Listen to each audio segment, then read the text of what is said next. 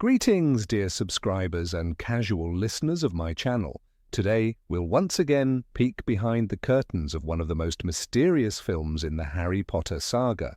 We're talking about Harry Potter and the Chamber of Secrets, arguably the film with the richest collection of deleted and totally changed scenes in the entire series. What was cut were not just throwaway lines, but whole sequences that helped us better understand the characters and the story. So, let's begin. Number 1, quick spell. This episode is the key to understanding Hogwarts caretaker Argus Filch. After being punished for flying the enchanted Ford Anglia, Harry notices that Filch has dropped an envelope. It reads, "Quick spell, correspondence course in beginner's magic." Filch hurriedly snatches it away, but not before Harry reads the title. In the book, the scene is more elaborate. Filch drags Harry into his office for tracking mud on the floor, but Peeves interrupts and Harry notices the envelope on the desk. Embarrassed, Filch begins to stammer excuses, clearly flustered. This moment reveals that Filch is a squib, born to a wizarding family but lacking magic himself. His bitterness and cruelty stem from humiliation and helplessness, something the movie, unfortunately, chose to omit.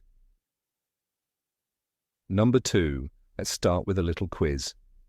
Gilderoy Lockhart, played by Kenneth Branagh, is the embodiment of vanity and comic self-love.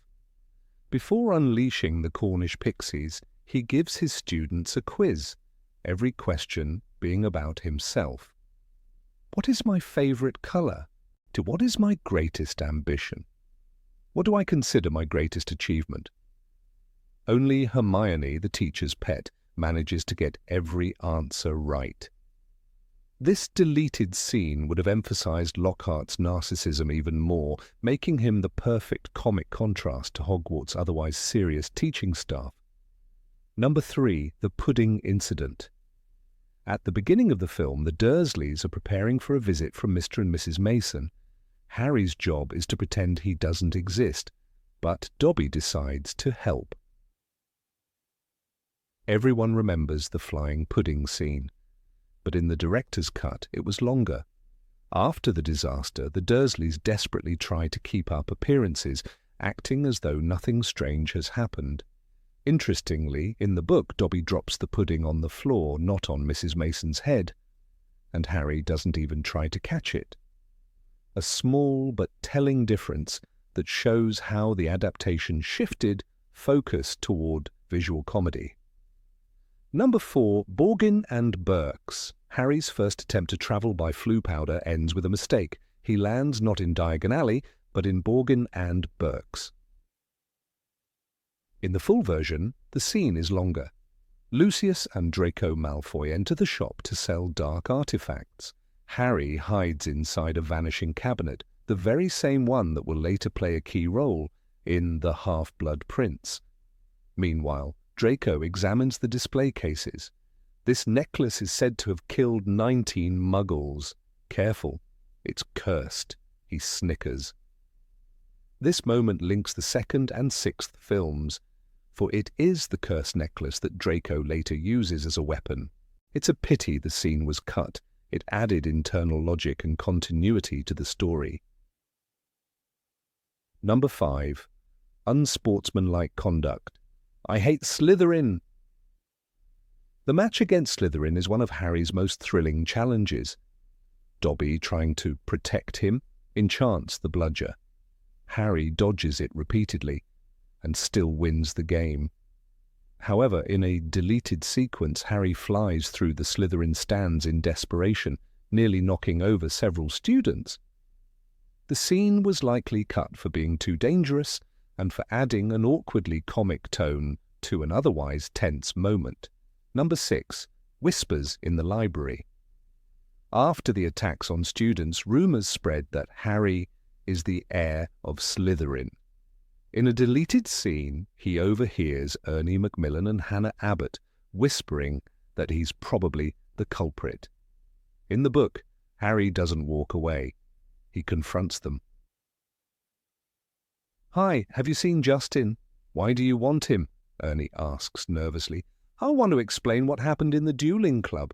"We saw it ourselves," blurts out Ernie. This scene is important, shows how suspicion turns Harry into an outcast, even among his peers. Number 7. The Heir of Slytherin. Fred and George Weasley, as usual, can't resist a joke. They loudly declare that Harry is a dark, terrible wizard and the heir of Slytherin. But for Harry, it's no longer funny. The rumours have grown stronger, and he begins to doubt himself. Hermione tries to comfort him, reminding him that the polyjuice potion is almost ready, and soon they'll know the truth. Though light-hearted on the surface, this moment perfectly conveys the atmosphere of fear and mistrust that hung over Hogwarts. Number 8. Duel Club, alternate cut. The extended version of the dueling club scene was far more chaotic and funnier than what we saw in the final cut. Gilderoy Lockhart, ever the showman, begins by twirling his wand dramatically. He tries to demonstrate a classic defensive move, but instead sends a burst of sparks into the curtain behind him. The drapery bursts into flames, and Argus Filch storms in, shouting, "Not again!" Students are laughing, Lockhart is bowing, and Snape looks ready to hex him on the spot. The chaos sets the stage for what comes next, a duel that turns from farce to fear in seconds. When Harry faces Draco Malfoy, the tension rises. Malfoy's conjured snake slithers toward Justin Finch Fletchley. In the deleted footage, Harry first raises his wand and yells, "Impedimenta!"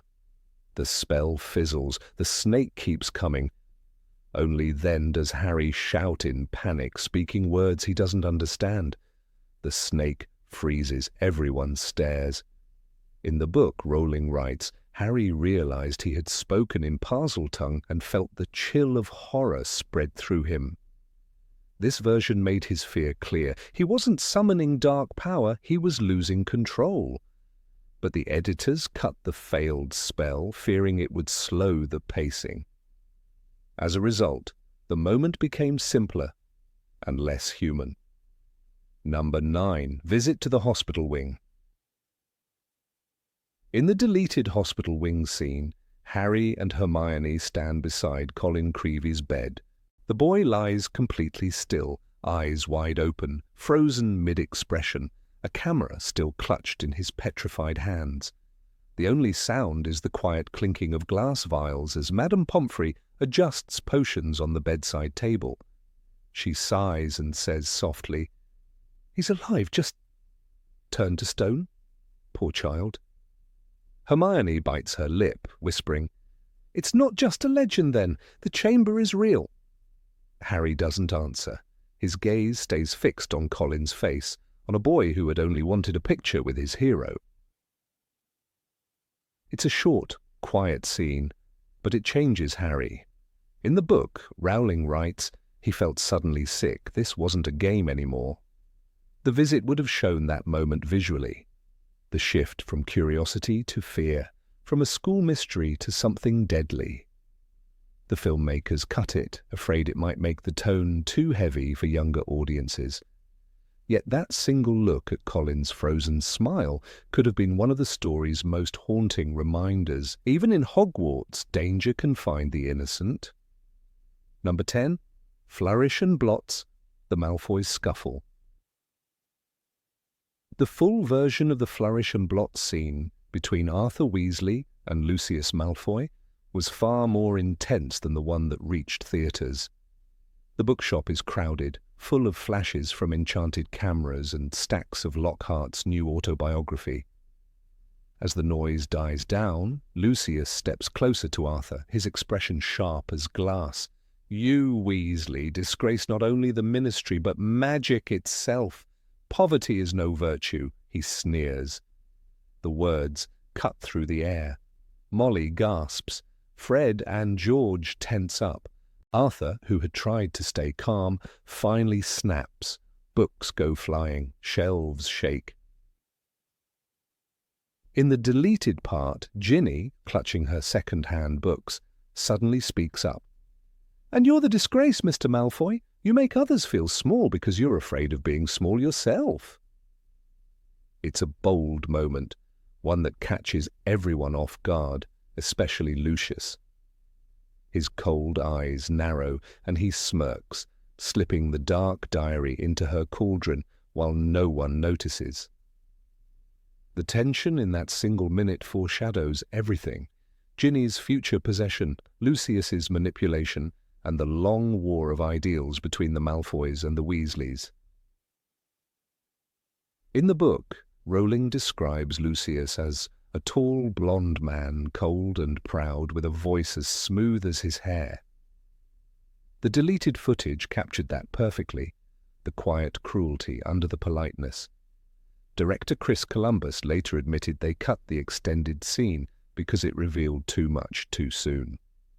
But many fans argue it was a mistake. Ginny's defiance would have given her character more weight from the very beginning, showing that even the smallest witch in the shop wasn't afraid to stand up to the darkness. Number 11, Evening in the Gryffindor Common Room. The deleted Evening in the Gryffindor Common Room scene was meant to be one of the film's warmest moments.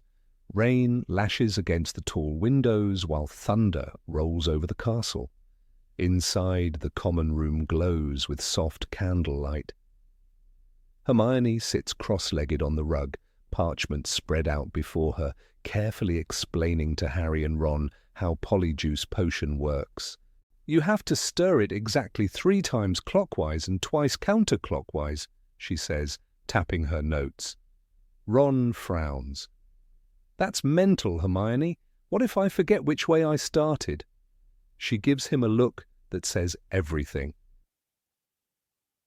By the fireplace, Crookshanks, long before his official debut in The Prisoner of Azkaban, is curled up and purring softly.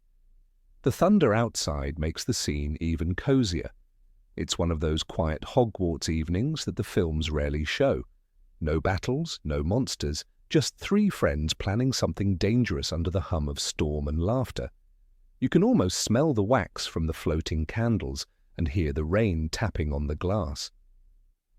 For a moment, they're not heroes, they're just kids with secrets.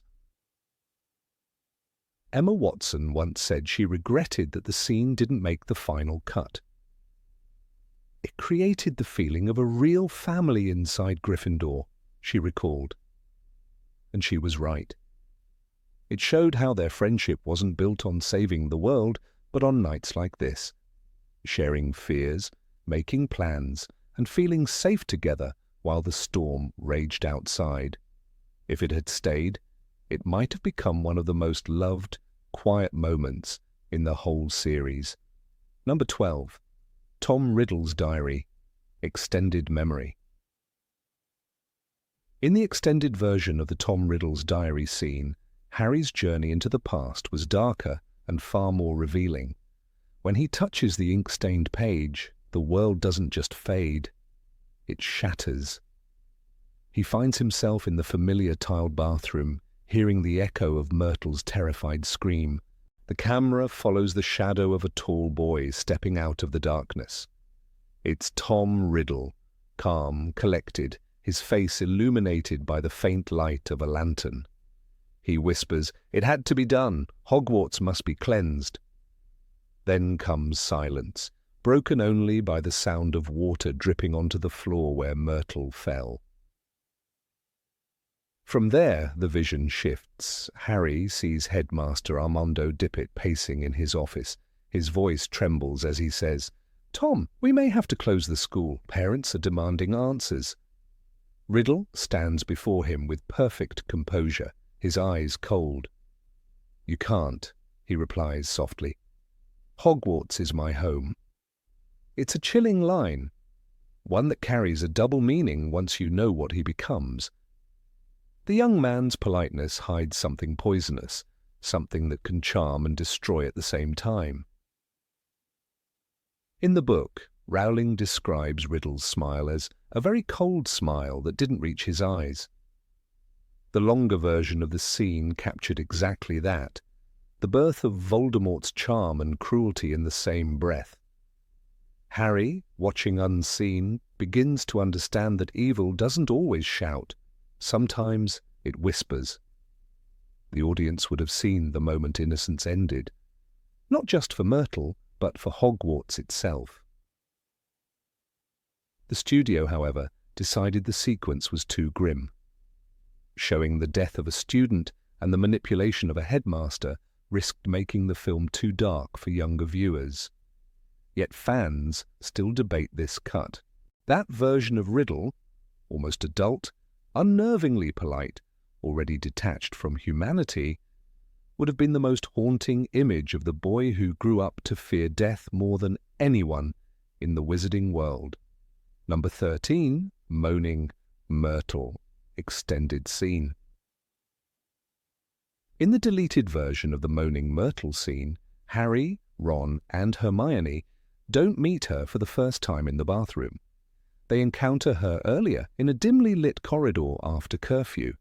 Myrtle hovers near the ceiling, sobbing into her ghostly hands.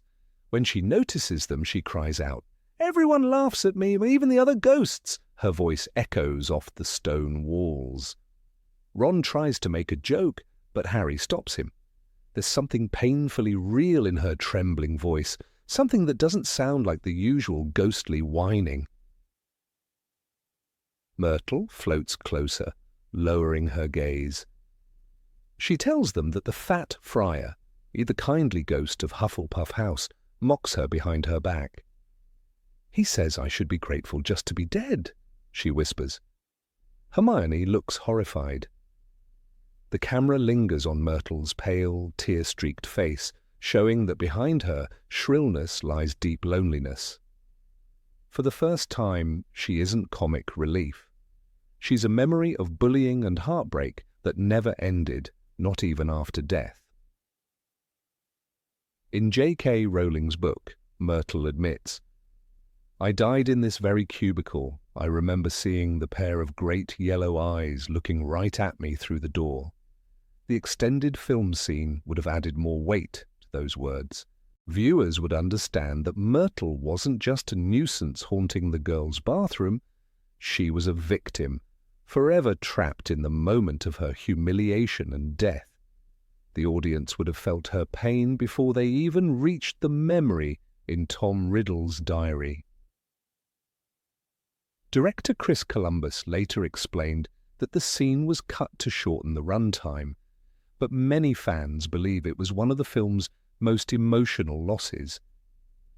It would have transformed Myrtle from a shrieking side character into a symbol of what Hogwarts tries to forget, that not every spirit in the castle stays behind for fun.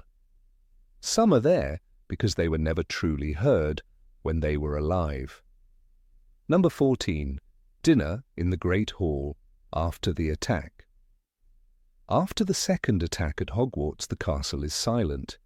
The Great Hall, usually full of laughter and chatter, feels cold and hollow. Students sit at their tables, staring at their plates. Even Fred and George Weasley, known for their endless jokes, keep quiet. The enchanted ceiling shows a grey sky. No stars tonight, only fear. Then Dumbledore rises. His eyes are calm, but his face is tired. He lifts his goblet and says softly, "Darkness cannot triumph as long as there is light in our hearts." His voice echoes through the hall like a spell. For a brief moment, everyone seems to breathe again. Even the candles above flicker brighter, as if answering him. But when he sits down, the silence returns, heavier than before. Professor McGonagall leans toward Harry and Hermione. Her voice is barely a whisper. "You didn't notice anything unusual, Potter? Any clue at all?" Her tone is more desperate than strict. Hermione looks at Harry, unsure what to say. Harry shakes his head, but inside he feels that something or someone is watching them. The kind of feeling that makes you turn around, even when you know no one's there. In this deleted scene, the tension is almost physical. You can feel the fear crawling between the tables. It's a rare glimpse of Hogwarts without its magic of safety. It reminds us of Dumbledore's line from the book. Fear of a name increases fear of the thing itself. The scene could have shown how fragile hope is, even in a place built on it. But it was cut for being too dark. Perhaps too honest for a story that at that moment still pretended to be a children's tale. Number 15, Opening the Chamber, first version. The original script for Harry Potter and the Chamber of Secrets contained a version of the chamber's opening that was far darker and more mysterious than what eventually reached the screen. It began not with the familiar exchange between Harry and Ron in the dark tunnels, but with an extended exploration of the subterranean corridors beneath Hogwarts. The air was heavy and moist, the stone walls gleamed with condensation, and the faint echo of water dripping somewhere in the distance made the whole place feel alive. The boys were nervous, and the script described Harry clutching his wand so tightly that his knuckles turned white. The scene was meant to immerse the audience in a sense of ancient dread, a feeling that something from the earliest days of the school was stirring beneath their feet. Before Harry even spoke a word of Parseltongue, there was supposed to be a long moment of discovery. Ron noticed something strange first, marks on the stone floor that looked like massive claw trails, though uneven, as if something enormous had slithered rather than walked. The script direction read, "Tracks coil along the corridor, pressed deep into the dust, a serpent's passage wide enough to swallow a man." Harry followed the marks with his wand light, realizing that they led straight toward a sealed wall of stone. This detail would have given the moment of revelation when the chamber's door opened, an even greater sense of awe and foreboding, as if the place itself had been waiting centuries to be disturbed again. Meanwhile, Hermione's presence was still felt, even though she lay petrified in the hospital wing. In the deleted version of the scene, Harry was supposed to find a note folded within one of her books in the library just before entering the tunnel. It contained a single cryptic line written in her careful, neat handwriting. "Look to the serpents. They will lead you where no wizard's foot has ever trodden." The message had an almost prophetic tone, echoing Hermione's brilliance and her connection to ancient knowledge. It was to serve as both a clue and an emotional reminder of her courage, motivating Harry to continue even as Ron began to lose his nerve. By the time of filming, this note was replaced by the simpler and more direct discovery of the word petrified, and the later confrontation with the spiders, which streamlined the pacing but weakened the mythic atmosphere the early draft had intended. When Harry raised his wand, he was meant to cast Lumos Maxima, a spell that, at the time, had never been shown in the films. The light was described as bursting from the wand in a blinding flare, illuminating carvings along the walls that depicted serpents intertwined with human figures, their bodies forming ancient runic symbols. Each symbol represented a different virtue of Salazar Slytherin: cunning, preservation, secrecy, and power. The walls, alive with centuries of enchantment, glowed faintly green, like veins under translucent skin. These runes would have deepened the sense that the chamber was not merely a monster's lair, but a place of ritual, a sanctum where Slytherin himself once performed dark acts to ensure his legacy would endure beyond his lifetime. The decision to remove the rune sequence came late in production.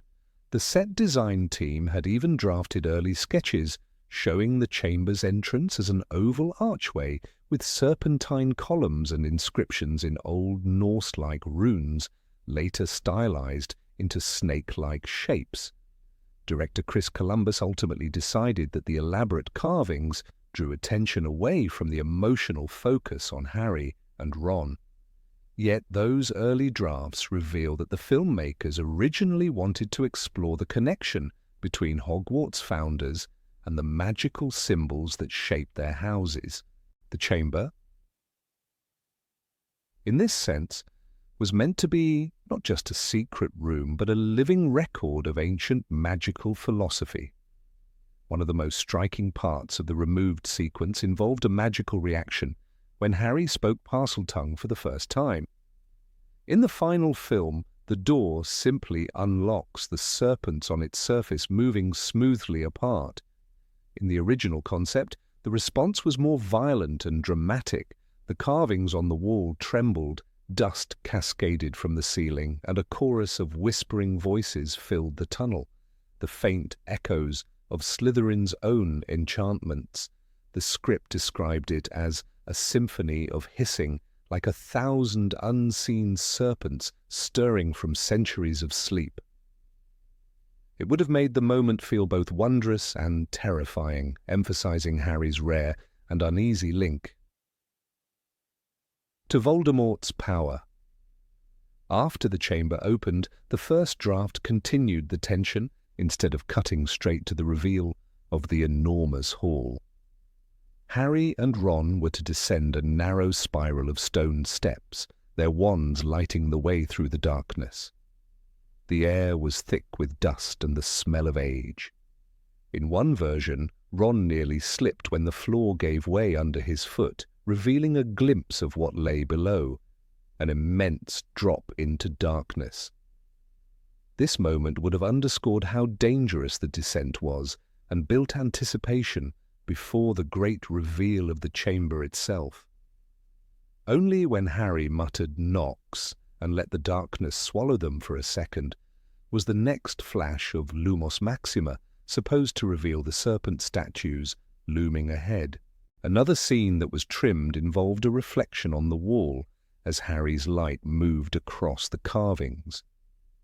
The light briefly formed the image of a face, an illusion that some production notes described as Slytherin's spectral echo. It was never meant to speak, only to watch. The eerie moment would have suggested that the chamber was not entirely dormant, but aware, a sentient relic of its creator. This spiritual element was likely cut to avoid confusing younger audiences, but it added a haunting undertone that linked the chamber's magic to something far older and less human than simple enchantment. Number 16, Harry and Dobby in the infirmary. The hospital wing at Hogwarts had always carried an air of both tragedy and comfort, a place where wounds healed but secrets lingered. In the original version of Harry Potter and the Chamber of Secrets, the final scene set there was meant to be a quiet epilogue, a moment of rest after chaos.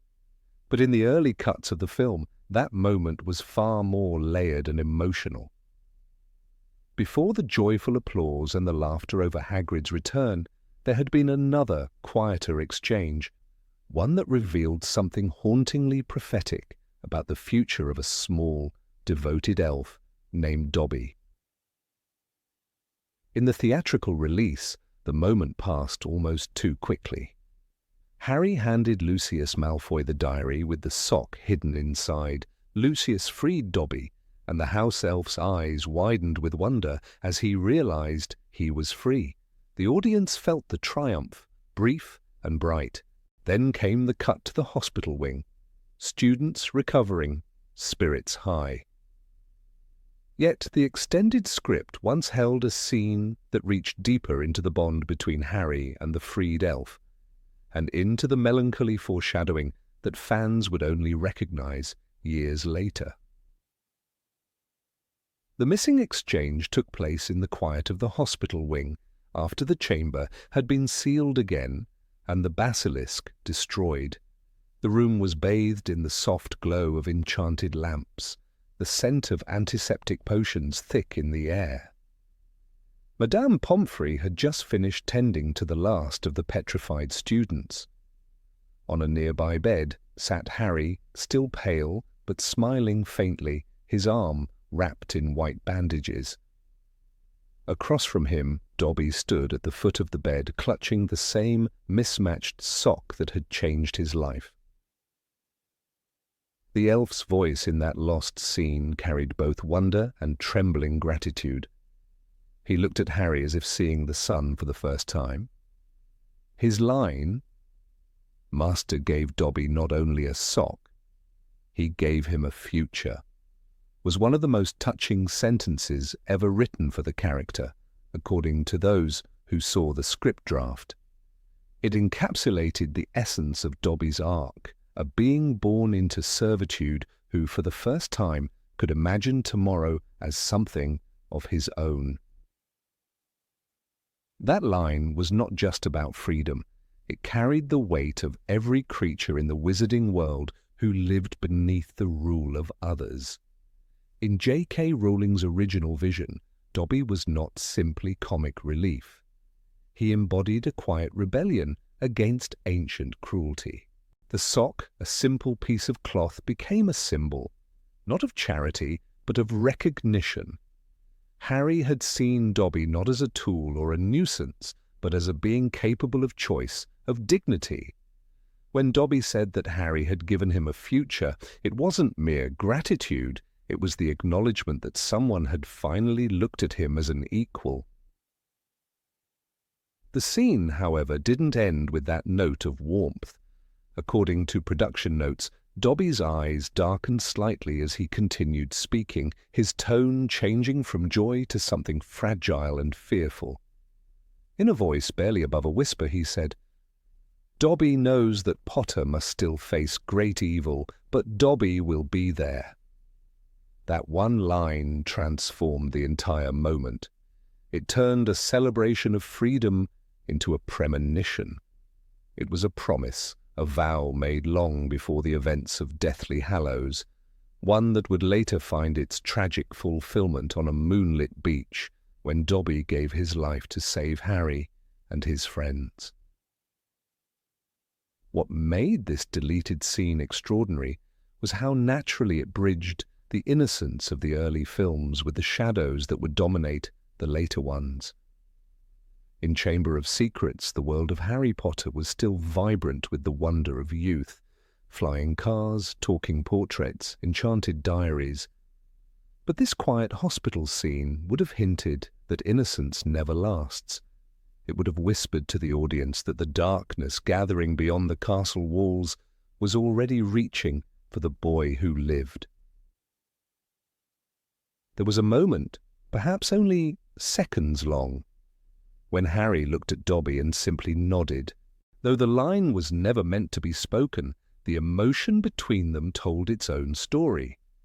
Harry, who had spent his life without family, found in Dobby an unexpected kind of loyalty, one born not of duty, but of love freely chosen.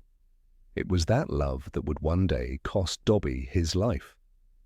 And had this scene remained, viewers might have recognized when watching Deathly Hallows that his sacrifice was not random or sudden. It had been foretold quietly years before. Even in Rowling's books, the connection between Harry and Dobby was one of the most profound in the series. When Dobby later dies in the Deathly Hallows, Harry buries him without magic, digging the grave himself. The text reads, "Here lies Dobby, a free elf." That line is among the most moving in the saga, not only because of the loss, but because of what it represents. Harry's final act of respect toward a creature whose freedom had been born in a hospital wing years before.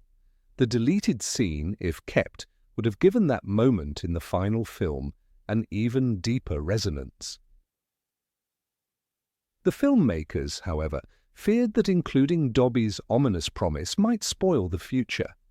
Producer David Heyman reportedly believed it would tie the films together too tightly, too early, giving away a sense of predestination that the series was not yet ready to reveal. Yet the line had the subtle power of myth. In it, Dobby was almost prophetic, echoing the archetype of the loyal guardian who foresees danger but follows his hero regardless of the cost. Number 17, The Last Feast at Hogwarts. the scene that never made it into the final cut of Harry Potter and the Chamber of Secrets is one that could have profoundly changed the tone of the ending. It is known among a few insiders as the Last Supper at Hogwarts, an intimate moment meant to bridge the triumph over darkness with the quiet realization of what that triumph cost. Though it was filmed in part and written in the original screenplay draft by Steve Kloves, it was ultimately left on the editing room floor. Yet, for those who have read the production notes or early scripts, it remains one of the most hauntingly beautiful lost moments of the series, a gentle farewell to innocence before the shadow of darker years would come. The setting is the Great Hall, just as the sun sinks behind the mountains, casting a warm amber glow across the long wooden tables. The enchanted ceiling mirrors the twilight sky, scattered with soft clouds tinged with gold. The tables are laden with food, roast beef, Yorkshire pudding, pumpkin pasties, and glistening pumpkin juice in crystal goblets. The atmosphere is celebratory, but there is a hush of exhaustion beneath it, a silence that speaks louder than any cheer. Harry sits between Ron and Hermione, the three of them still bearing the marks of what they endured beneath the castle. Their smiles are real, but fleeting, like the fading light outside. At the high table, Professor McGonagall stands, her usual sternness softened. She holds her goblet of pumpkin juice high, and though no dialogue is recorded in the surviving footage, the script describes her toast with quiet gravity. She says, "To those who fought the darkness, and won, even without knowing how." In that single line lies the essence of the story that J.K. Rowling wove throughout the series. Courage, not born of confidence, but of necessity. It was the kind of courage that defined Harry, Ron, and Hermione, and even the humblest of students like Neville Longbottom, who stood his ground when fear was strongest. The camera, according to the stage directions, was meant to glide slowly along the Gryffindor table. It would have lingered on each familiar face, Ginny, pale and quiet, her eyes downcast as she still processed what had happened to her in the chamber. Fred and George, for once subdued, exchange a look that mixes pride with unspoken worry for their sister. Percy sits stiffly, his prefect's badge polished but his gaze distant, perhaps realizing that rules cannot protect anyone from evil. The movement of the camera is gentle, and the background music, written by John Williams, was described as a reprise of the Fawkes the Phoenix theme, slowed to a heartbeat rhythm. It was not a triumphant melody, but a tender one, meant to sound like a sigh after tears. At the end of the hall, the camera would have found Argus Filch. He is seated alone, away from the staff, clapping softly as McGonagall finishes her toast. His eyes are moist, though he would never admit it. He has just been returned his cat, Mrs. Norris, after months of thinking her lost forever to the dark magic that stalked the school corridors. In the quietness of his applause lies something profound, gratitude that life, however mundane, has been restored. The inclusion of Filch was intentional, the director's way of reminding the audience that even the most bitter souls in Hogwarts carried a spark of humanity. This moment, small and wordless, was designed to mirror a passage from the book itself. After the chaos in the chamber, Rowling wrote, "It was hard to believe that this place had ever known danger."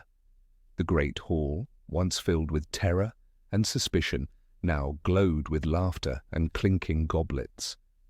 But the film's cut ending was meant to extend that idea, to show that the joy came not from forgetting fear, but from surviving it.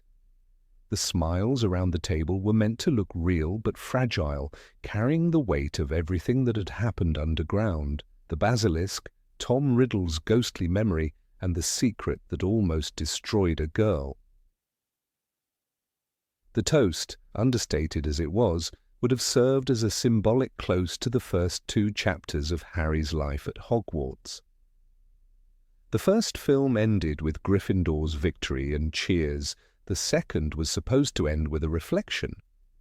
McGonagall's words, as scripted, acknowledged that victory against darkness was never complete, that it came at the cost of innocence.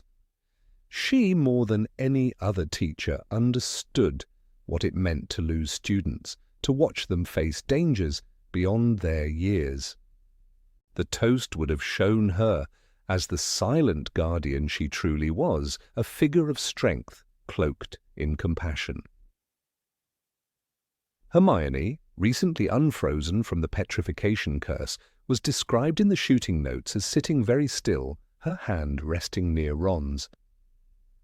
She had been absent through much of the battle, but her eyes told a story of fear and quiet relief. The camera was supposed to linger for a few seconds on her face, then pan to Harry, whose gaze followed the floating candles above. His scar, illuminated faintly by the candlelight, looked almost healed. The script noted that he appeared thoughtful, not triumphant, as though sensing that this victory was only one of many battles to come. The tone foreshadowed what fans later recognized as the gathering storm that would begin in The Prisoner of Azkaban. Behind the scenes, the reason for removing the sequence was largely editorial. Chris Columbus, the director, had created a 3-hour cut of the film, which Warner Brothers considered too long for its target audience. The producers wanted the ending to be bright, easy, and conclusive, the chamber destroyed, the school saved, and Dobby freed. The quiet melancholy of the dinner scene felt, to executives, too mature.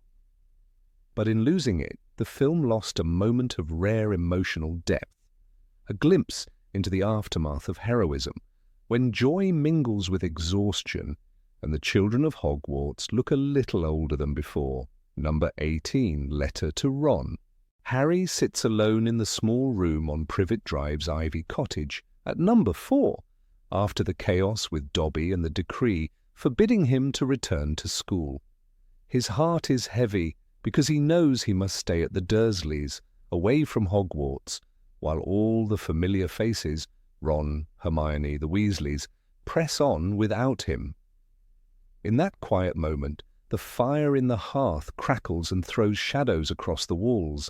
The world he knows has narrowed for him. He pulls parchment from his satchel, dips his quill, and begins to write to his friend Ron Weasley because, despite all the distance, he needs to reach out. He writes, carefully choosing his words. "Please, just not like last time, Hedwig. He is my friend." Though Hedwig is sitting nearby, the letter is addressed to Ron, and as the owl glowers at the paper and then at Harry, refusing to depart, Harry realizes the urgency of what it means. In that moment, the refusal of the owl to fly becomes symbolic. Hedwig sits on her perch, ruffling her white feathers, blinking fixedly at Harry as though assessing whether he means it, whether the words he has written are real, and whether the friendship they represent can carry the weight of what's coming. Harry's voice, just under his breath, whispers, "If only I could explain to someone what is happening." He watches Hedwig lift into the air at last, wings beating softly, the letter in her beak. Harry doesn't call after her. Instead, he remains still, eyes tracking the bird until she disappears into the dusk. The room feels emptier once she is gone, and Harry's resolve tightens. He must send the message, however fraught it is. The significance of this sequence is that it transforms what might have been a functional moment, sending a letter, into a dramatic hinge between what was before and what will come. Harry is in exile of sorts, barred from Hogwarts by authority and circumstance, yet the bond with Ron and the Weasleys remains intact. The letter becomes the bridge. It says, "I am still here. I still count on you." Without this, the later moment when Ron and his twin brother burst into the flying car to rescue Harry might feel purely spontaneous and uproarious, but with the preceding letter scene added, their act of coming becomes weighted with purpose and care. Harry's isolation at Privet Drive is acute. He may have friends, but functionally he is cut off. He cannot attend classes, cannot go to Quidditch, cannot walk the corridors of Hogwarts as before, so the act of writing to Ron becomes more than just keeping in touch. It becomes a lifeline. As he writes, he remembers their shared jokes, the pranks in the Gryffindor common room, Ron's exasperated muttering when Hermione lectures him. He remembers the moment Ron declared, "When in doubt, go to the library," and how they laughed and trudged to the stacks together. Now, from this enforced distance, Harry needs Ron's friendship more than ever. By including the subtle hesitation of Hedwig, the scene gives texture to Harry's vulnerability. It is as if the owl senses that this letter is not just another "I'm fine" check-in, but a plea. Harry's words, "He is my friend," reveal what he knows but seldom says, that Ron is more than a classmate, more than a companion. He is someone Harry trusts with the truth, though Harry cannot yet share the full truth of what is happening. The basilisk, the air of Slytherin, the fear. The internal admission, "If only I could explain," speaks volumes. Harry longs for someone who can hear him. He longs for someone who will help him carry the burden of what he has discovered. When Hedwig finally takes off, the camera, in our imagined version, would linger on Harry's expression, the hopeful tightening of his lips, the shadow in his eyes, the immediate reflex to glance at the door as if expecting Ron to walk in. Instead, there is only the hush of the room. This pause matters more. The viewer sees the gap between expectation and reality, between a boy who wishes to be back at school and a boy who must endure separation. And that gap is where the weight of friendship lives. The letter sent is not a moment of triumph, but an act of courage. Harry sends the owl into the night despite his doubts and fears, trusting that Ron will receive not just the parchment, but the meaning behind it. In the scenes we do see when Ron and Fred Weasley and George Weasley arrive in the flying Ford Anglia, it comes off as a wild rescue, full of excitement and adrenaline. But if the letter scene is included, the rescue becomes the answer to a silent question. Did Ron get Harry's message? Did he understand the plea? The Weasley twins' grin as Harry clambers into the car is then charged. It's not just relief, but recognition. It's not just, "Quick, let's fly away," but "We got it, we're here." The act of departure is no longer just fun, but fidelity. In our version, Harry's internal monologue echoes the themes of the original book. When he reflects on the truth of his parentage, the burden of being the boy who lived, he says quietly, "I've got the scar, I'm the one who's..." though these are not his exact words in the book. In this added scene, the phrase, "If only I could explain," supplements that sense of being set apart. Having this line gives us a specific point. Harry is unable to explain to Ron yet the full horror of the chamber's secrets, but he still reaches out. In the original novel, when Harry says to Ron and Hermione, "There are things that need to be done," we see him stepping into action, driven by truth. The letter moment here sets that step into motion earlier, establishing the inner drama before the outer spectacle. Moreover, this scene highlights the owl Hedwig not just as a pet or messenger, but as a kind of confidant. Harry's gentle assertion, "He is my friend," addressed to his owl, reveals his need to be heard. It reminds us that Hedwig has been with him through storms before, and in this moment she embodies loyalty. When she finally flies away, the faint flutter of wings becomes the whisper of hope. Her departure marks a quiet commitment. Harry is reaching out into the world, despite being barred. The letter is the first ripple across the surface of his isolation. From a storytelling perspective, the insertion of this scene strengthens character arcs. Ron, arriving later to rescue Harry, doesn't just show up because he's daring, he shows up because he was invited to by Harry's trust. Hermione, watching from the sidelines in this scenario, sees that Harry has tried to connect, and when events swirl and threaten to drown them all, the basilisk, Ginny, the chamber, she knows that Harry is not acting alone. The trio's bond is grounded not only in shared risk, but in shared commitment. The letter acts as proof Harry has not abandoned them. Another important detail is the timing. This letter is sent after the incident with Dobby and the Hogwarts banishment, but before the rescue. That means the audience sees the stakes early. Harry might be isolated, he might be disallowed from Hogwarts, but relationships persist. The rescue on the Ford Anglia becomes then more than a comedic set piece. It becomes the moment when those persistent relationships manifest in action. That is why the letter scene, though small, holds weight.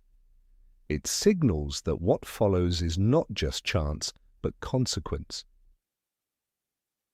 In the original book, when Ron and Harry climb into the car and fly off toward Hogwarts, their laughter, their escape, their exultation feel liberating. But if we imagine this added scene, that liberation is foreshadowed by the silent desperation in Harry's letter and his hope that Ron understands. The Ford Anglia rescue is the delivery of that hope. It is the moment when Ron and the twins respond to the unspoken message. We are a team. We are friends. We will not leave you. In that light, the subsequent school year begins not just with saving Harry, but with reaffirming kinship. One can picture Harry in that bedroom, quill poised, struggling with how to phrase, "I can't tell you everything, Ron, but I need you to know I'm still your friend." He might even glance at the scar on his forehead, remembering what it means, and feel the weight of what he cannot yet share. The owl's reluctance to fly, please just not like last time, Hedwig, suggests that Harry has tried non-messenger methods before, and that something changed. The vulnerability is almost audible. When Hedwig finally lifts off, Harry watches her go, knowing that this fragile paper bundle is his connection to the outside. This scene also works thematically. The motif of letter messaging in the series often marks transitions: acceptance into Hogwarts, the fight with Voldemort's return, the gathering of Dumbledore's army. Here, the letter becomes the threshold between isolation and rescue. Harry, forced to wait at Privet Drive, sends a message. Ron answers with action. Instead of the moment of trio reformation happening in the car, it begins earlier in the quiet of that bedroom. That makes the rescue more earned, more emotionally rooted. In terms of character empathy, the scene gives us more of Harry's internal life. We often see Harry reacting to external events, the basilisk, the diary, the heir of Slytherin. But here we see him act when powerless. When he can't go to school, when he can't join in class, he writes. When he writes, he is vulnerable. The line, "If only I could explain," shows he's conscious of the gap between his inner knowledge and his outward connection. That gap is what draws the reader or viewer in. We want him to be understood. We want Ron to receive not just the letter, but the meaning beyond it. Finally, the inclusion of this fictional letter bridge elevates the entire scene of escape. It shifts the tone from "boys fly a car" to "school and save Harry" to "a friend receives a call, responds, and rescues another friend because the core bond was affirmed earlier." When the car arrives, the roar of the engine and the squeal of tires might still be fun, but we sense something deeper. The rescue is repayment of a silent request. And when Harry, eyes wide, leaps into the Ford Anglia, his relief is not just I'm safe, but you heard me. The adventure is still there, the thrill intact, but the heart of it is friendship. In retrospect, the very act of cutting such a scene from the film might be understood. Films often trim quiet moments to keep pace. Yet as a magazine editor analysing this cut, altered scene, one sees how much it adds. It gives emotional layering, deepens character motives, reinforces friendship as a narrative engine rather than mere background. Instead of the rescue being an isolated variable of plot, it becomes the outcome of a relationship tested by absence and crisis. In sum, the imagined letter scene, with the owl's hesitation, Harry's silent plea, and the decision to send the message despite fear, offers a bridge between two segments of the story: the earlier Hogwarts life and the impending rescue on the Ford Anglia. It turns what might be seen as a fun interlude into a meaningful chapter of trust and loyalty. And the reader or viewer who remembers Ron's grin, Fred and George's whoops, Harry's astonishment, they also remember that letter, that moment of silence. And they realize that the flight was not just physical, but emotional. When we think back on the book's real lines, Harry telling Ron, "I've got a scar, I'm the one who," or when he confides to Hermione, "There are things I can't tell you yet," we see that this letter scene is consistent with his character. He reaches out when he feels alone.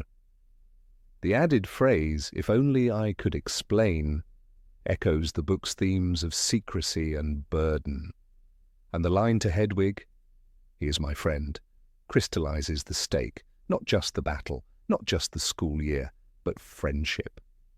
In the end, that is what frames the rescue, not just saving Harry from a monster, but answering a letter of friendship sent in the dark. Number 19. Staff Council. The meeting of the Hogwarts staff after the second attack in the Chamber of Secrets was once imagined as one of the film's most revealing moments, a quiet but powerful council that exposed the moral tensions within the castle walls. It was meant to take place in Albus Dumbledore's office, beneath the watchful gaze of ancient portraits and the faint ticking of mechanical devices whose purposes were known only to the headmaster.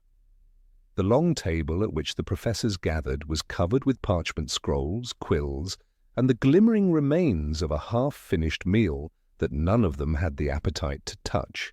The castle outside was silent, its corridors empty after curfew, but inside that room a storm was brewing. Professor McGonagall sat upright, her face pale and rigid, her tartan shawl drawn tightly around her shoulders, as if to shield herself from the growing dread that had settled over Hogwarts. To her left, Professor Sprout fidgeted with her fingers, still smelling faintly of damp earth from the greenhouses. On the other side of the table, Professor Flitwick's legs barely touched the ground, his bright eyes shadowed by concern.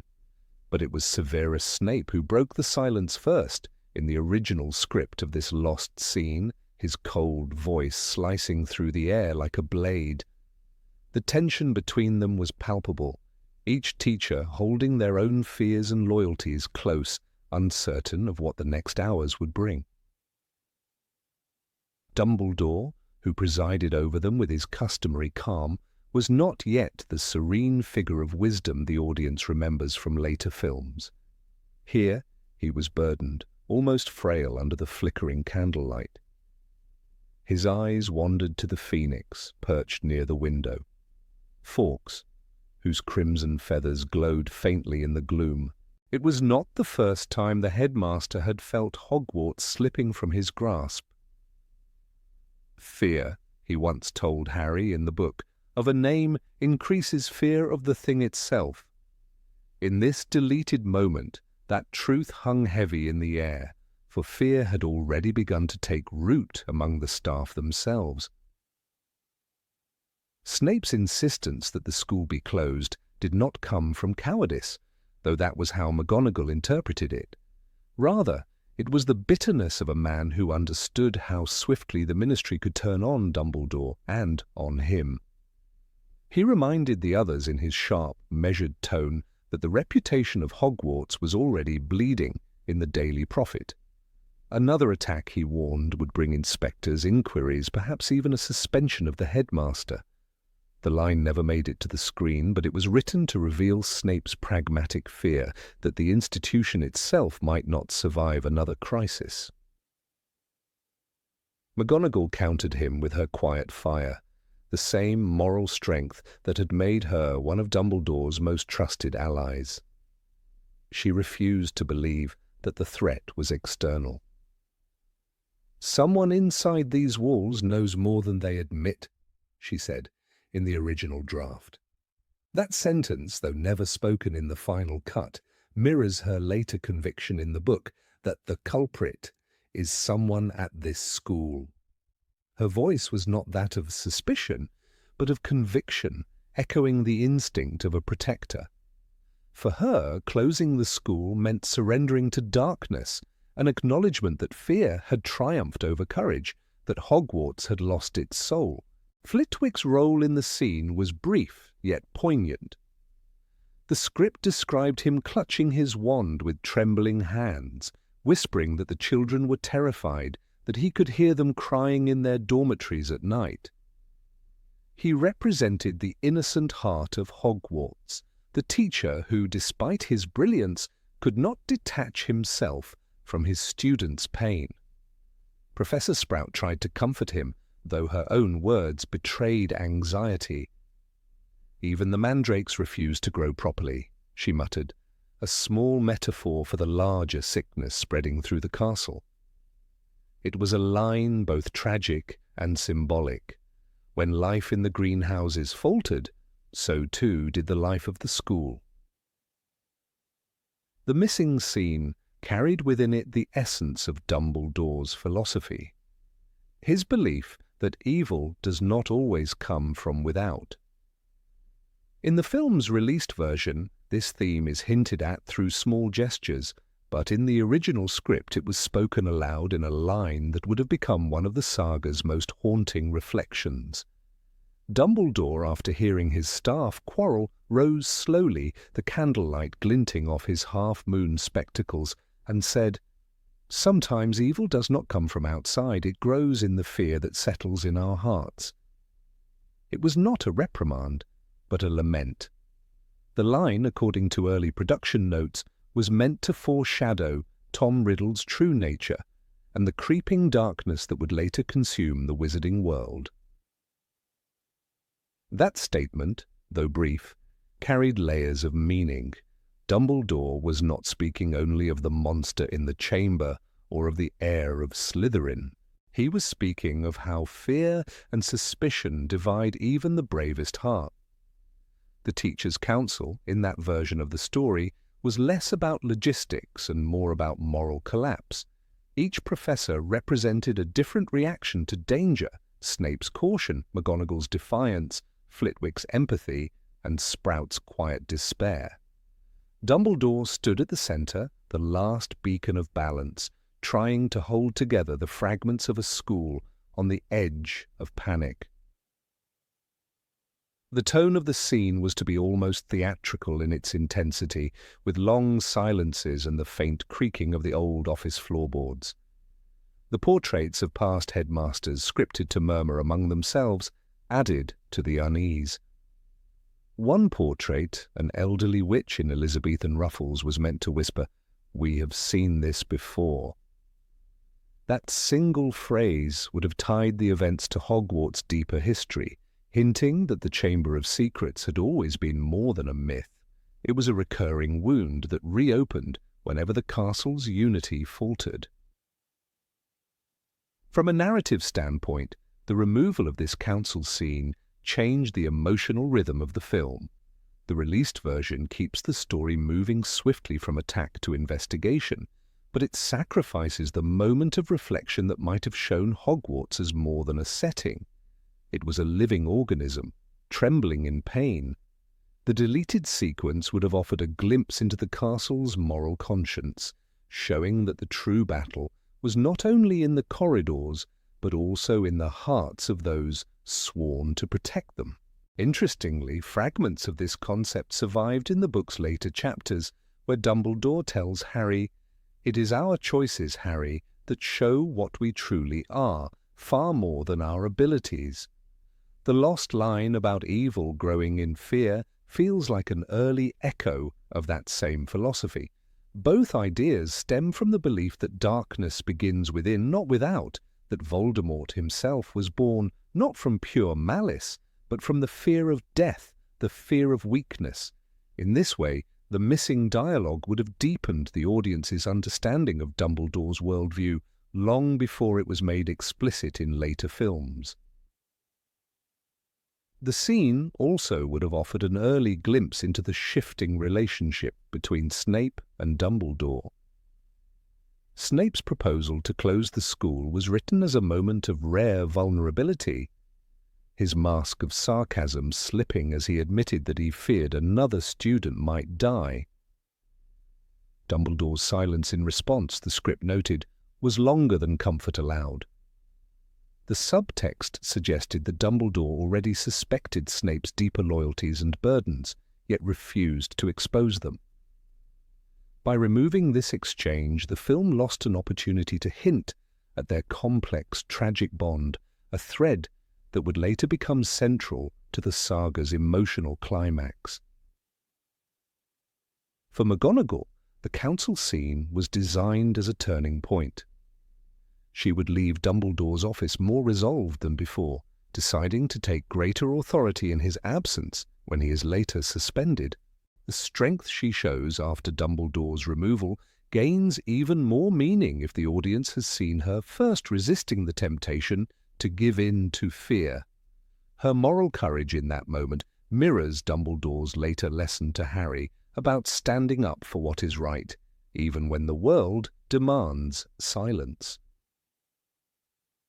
There was also a visual metaphor planned. As Dumbledore delivers his final line, Fawkes was to spread his wings and let fall a single feather onto the table, its golden hue reflecting in the eyes of each teacher. The script described it as a symbol of hope trembling in doubt. That image would have served as a prelude to the Phoenix's later role in saving Harry in the chamber, connecting the spiritual symbolism of rebirth and resilience to Dumbledore's words.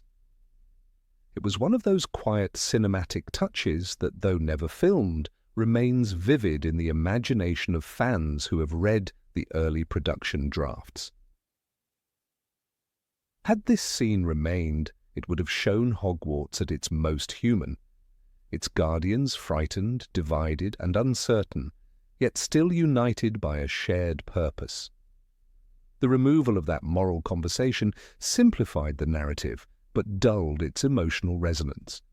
In the chaos of petrified students and whispered rumors, the audience would have glimpsed something more profound, that the true threat to Hogwarts was not the basilisk slithering in the shadows, but the mistrust growing among its defenders. The Lost Council of Teachers stands today as one of the great what-ifs of the Harry Potter films, a moment that might have transformed the Chamber of Secrets from a mystery into a meditation on courage, fear, and unity. Its absence is felt most in the silence between scenes, in the way Dumbledore's wisdom later echoes words we never heard him speak. Perhaps that is why fans still remember the rumoured line with reverence. It captures the heart of the story better than any spell or prophecy could, that even in a world of magic, the greatest danger is not the monsters we fight, but the fear we allow to live inside us. Number 20, Polyjuice Potion, Comic Beat. It was one of those moments in filmmaking that almost became legendary, a scene that could have changed the tone of Harry Potter and the Chamber of Secrets forever. Deep within the production archives lies a small piece of cinematic history that few fans have ever seen in full, the extended and humorous version of the Polyjuice Potion sequence. The event takes place in Moaning Myrtle's bathroom, where the trio of young wizards, Harry Potter, Hermione Granger, and Ron Weasley, undertake one of their most daring experiments. The original book describes it with intensity, as Hermione nervously explains that the potion is extremely difficult to make, and that if brewed incorrectly, it could be catastrophic. Yet, in the film's first cut, the scene was not only tense, but also playfully funny. The shift from comedy to restraint was not accidental. It was a conscious choice made by director Chris Columbus, who sought to preserve the dramatic rhythm of the story as it approached its climax.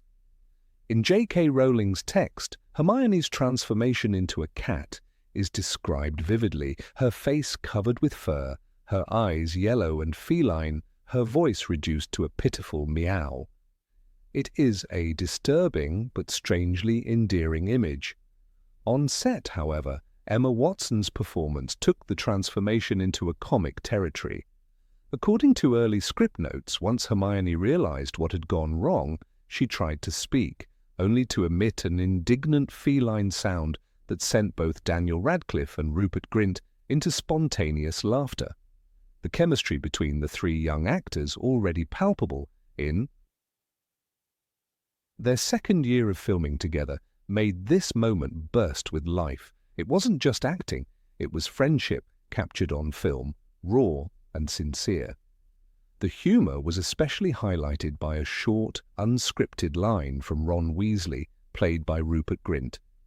After Hermione's accidental metamorphosis, Ron was originally supposed to mutter a teasing remark, saying that at least the new look suited her. It was written as a playful jab, "Well, the tail suits you, Hermione." A line that was later cut from the final version because Columbus believed it undermined the empathy the audience should feel for her misfortune. Yet this short quip encapsulated the mischievous, boyish humour that had always defined Ron's character. Rupert Grint delivered it with that half-smile, half-panic expression that only he could manage, bringing levity into a scene otherwise heavy with tension. When Daniel Radcliffe burst into laughter at Ron's comment, it wasn't in the script.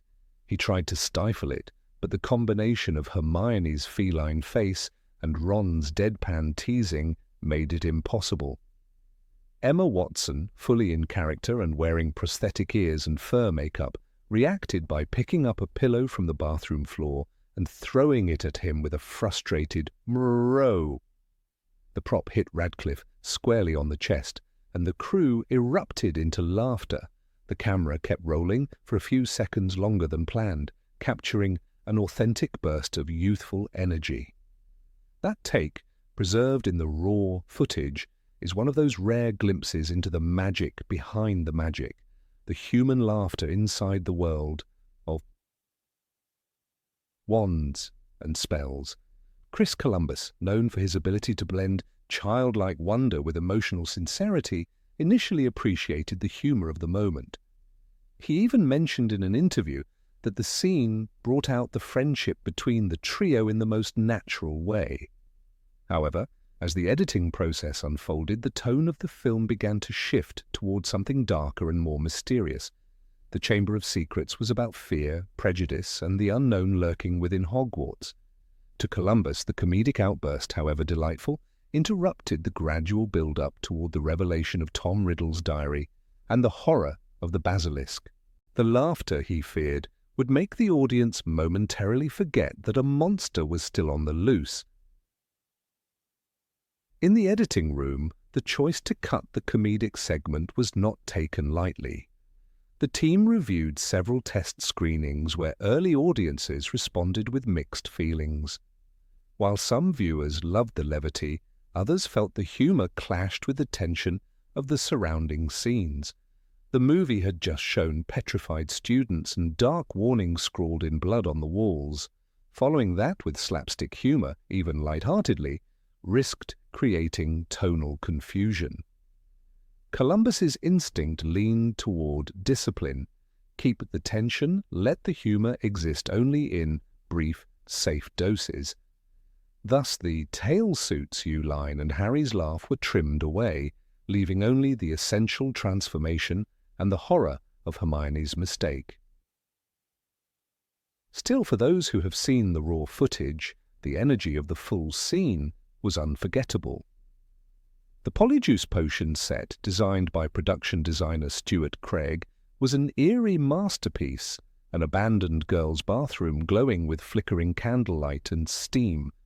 The cauldron bubbled with an unsettling green hue, achieved through a mixture of dry ice and food colouring.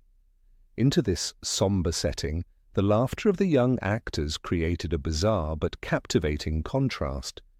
It was as if Hogwarts itself, a place of constant danger and wonder, suddenly reminded everyone that its heroes were still just children trying to understand a world far bigger than themselves. Emma Watson later admitted in interviews that the scene was one of her most challenging early experiences. The prosthetics took hours to apply, and she could barely speak while wearing them. Yet she enjoyed the absurdity of it all. The humour, she recalled, made Hermione's failure feel real and relatable. It wasn't just about magic gone wrong. It was about a brilliant student realizing that even the most careful plans could go astray. In the cut version, that moment of humanity was softened, replaced with a brief glimpse of horror before Hermione disappears to the hospital wing.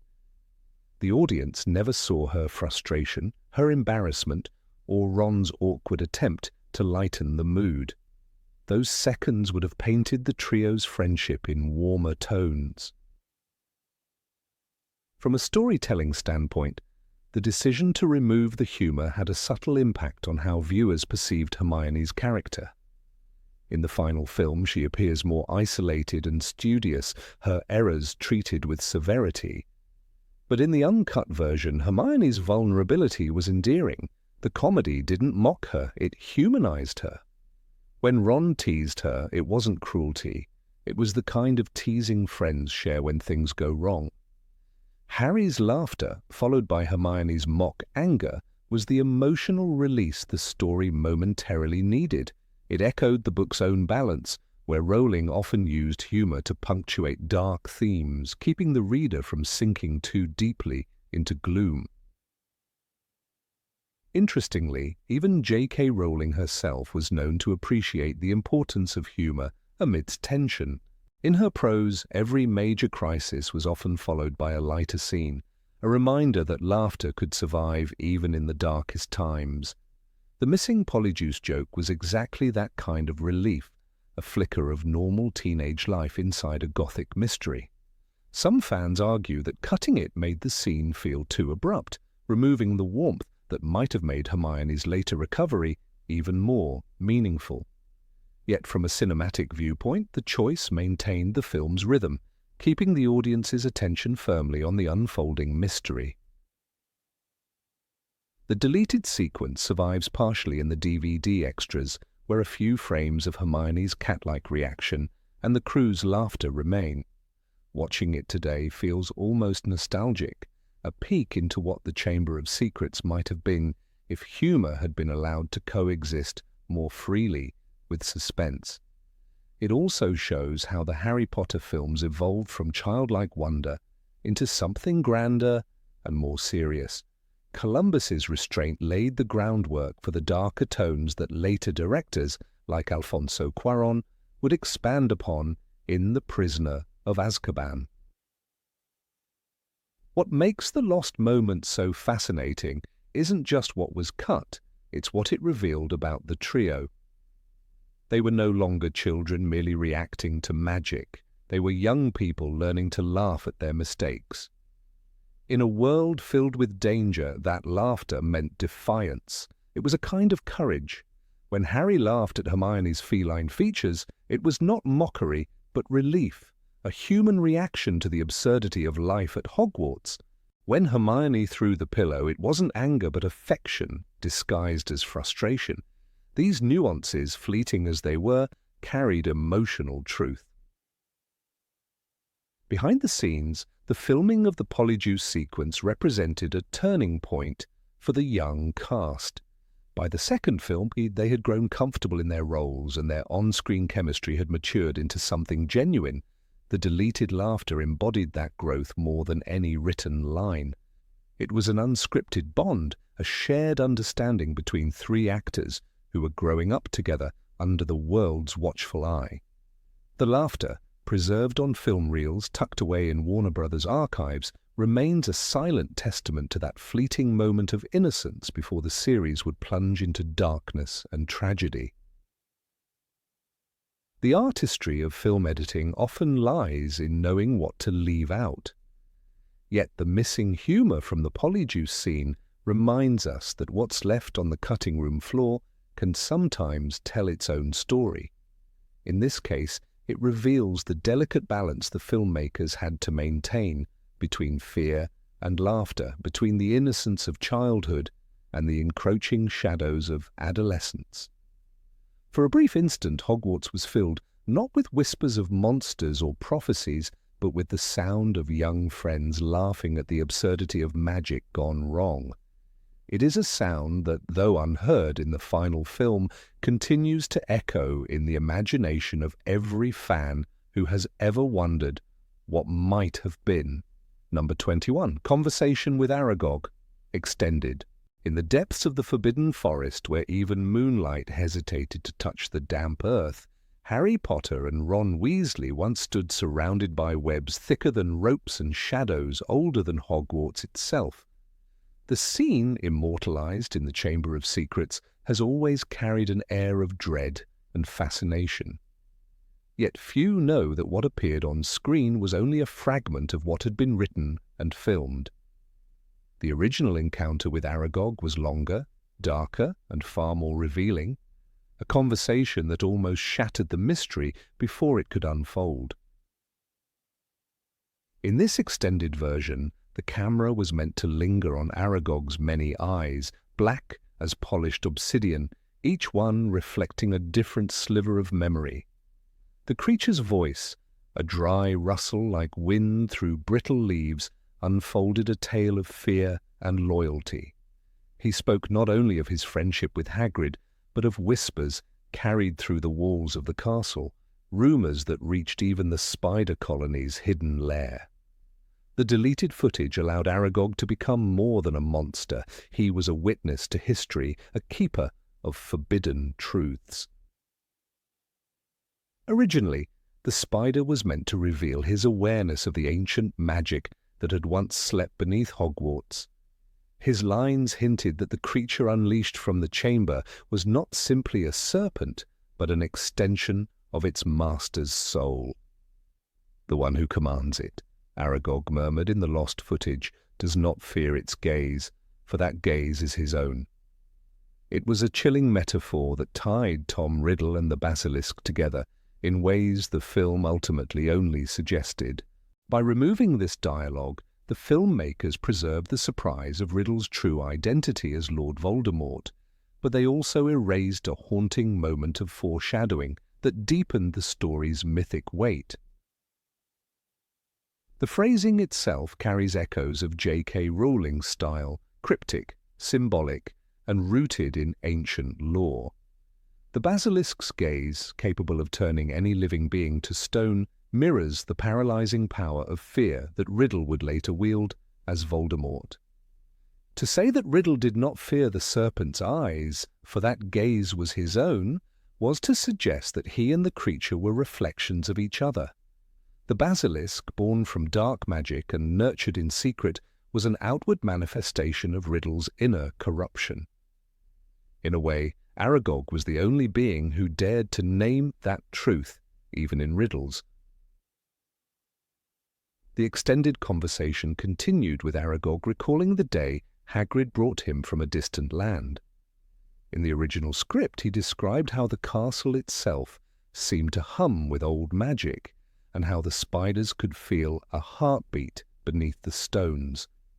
This image added a sense of living sentience to Hogwarts, implying that the chamber's secrets were not dead relics, but breathing remnants of Salazar Slytherin's will. When Aragog spoke of the beast within the chamber, his words were laced with superstition and awe, as though even he, a creature of nightmares, trembled at the thought of what lay below. Aragog's expanded speech included details about Tom Riddle's visits to Hagrid's hut years before Harry was born. He recalled how the boy's voice carried authority even then, how his eyes shone with something unnatural.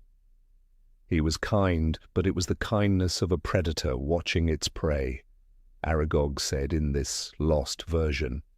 That subtle insight transformed Riddle from a clever student into something colder, a shadow already detached from humanity.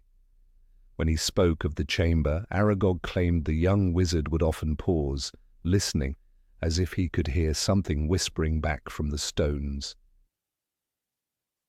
The power of the cut line, that gaze is his own, lies in its revelation of identity. It suggests that the basilisk was not merely Riddle's servant, but his mirror. The serpent's ability to kill with a glance parallels Voldemort's obsession with control through fear and death. To look upon the basilisk was to face Riddle's truest form, soulless, deadly, and unflinching. Had the filmmakers kept this dialogue, it would have offered an early echo of the connection between Voldemort and his Horcruxes, long before that concept appeared in The Half-Blood Prince. The serpent was more than a weapon, it was a fragment of Riddle's darkness made flesh. In the book, Aragog tells Harry, I never saw any part of the castle, but the box in which Hagrid kept me. The creature that was unleashed, I never saw it. In the deleted version, this line continued, but I heard it move. The walls quivered when it passed. It was not hunger that drove it, it was purpose. The addition transformed the monster from a beast to an agent of destiny. The idea that the basilisk acted with intelligence rather than instinct suggested that it shared Riddle's consciousness, a notion that would make sense once his diary revealed itself as a conduit for his soul. The director, Chris Columbus, reportedly loved the eerie tension of this exchange, but it was ultimately removed for pacing and clarity. The producers feared that Aragog's poetic ramblings might confuse younger viewers or give away too much too soon. Yet in doing so, they lost one of the most atmospheric moments of the film, a philosophical conversation between three beings linked by fate: the boy who survived death, the heir of Slytherin's servant, and the outcast who had witnessed both innocence and horror. Had the scene remained, it might have altered how audiences viewed Hagrid's relationship with Aragog. In the final cut, the spider is simply loyal to the man who raised him. In the longer version, he becomes a moral mirror to Hagrid's compassion. Hagrid loved what others feared, the spider observed. He fed the rejected and named the nameless. This line, cut for brevity, was a quiet testament to Hagrid's role as a protector of all creatures, even those the world deemed monstrous. It also underscored the contrast between Hagrid's acceptance and Riddle's hatred, both products of Hogwarts, yet guided by opposite philosophies. The lost footage also expanded on the spider's retreat from the castle. Aragog explained that when the chamber opened again during Harry's second year, the colony sensed a call in the stones. The creatures fled deeper into the forest, not out of cowardice but reverence. The basilisk's presence was like an echo of divine wrath, ancient, pure, and absolute. This detail would have amplified the mythic scale of the story, making the chamber not merely a hidden room, but a sacred site of dark worship. Visually, the deleted scene was said to be stunning. Early concept art showed webs shimmering like glass, cocooned figures half consumed, and the soft glint of carapaces in the gloom. Harry's wand light reflected off countless eyes, while Ron's trembling breath fogged in the chill air. Aragog's body loomed above them, his voice blending with the creak of branches. In the uncut version, as he uttered his final warning, the forest itself seemed to sigh, a living organism recoiling from what it knew. This atmosphere of decay and awe matched the tone of the Chamber of Secrets novel more closely, which often blurred the line between fairy tale and nightmare. From a storytelling perspective, the decision to trim the dialogue was strategic but costly. The final film leans heavily on suspense and mystery. Too much foreshadowing could have undermined the grand reveal of Riddle's diary and the basilisk's identity. Yet the removed conversation would have enriched the thematic tapestry, connecting fear, identity, and reflection in a single scene. It would have made Aragog less of a plot obstacle and more of a prophet, one who glimpsed the truth but lacked the language to express it clearly. Thematically, Aragog's words echo the central conflict of the Harry Potter series, the struggle to face what one fears most. The basilisk's deadly gaze symbolizes the paralysis of terror, while Riddle's immunity to it represents the triumph of self-deception. Voldemort's entire existence is built upon refusing to see himself as mortal. In a twisted irony, he cannot be petrified by his own reflection because he no longer possesses one. The deleted line about his own gaze was therefore not only a clue but a profound metaphor. It implied that evil, when confronted with itself, feels no horror because it has long since embraced the darkness it casts. If the audience had heard Aragog's extended monologue, the later revelation in the chamber when Tom Riddle materializes from the diary would have resonated differently.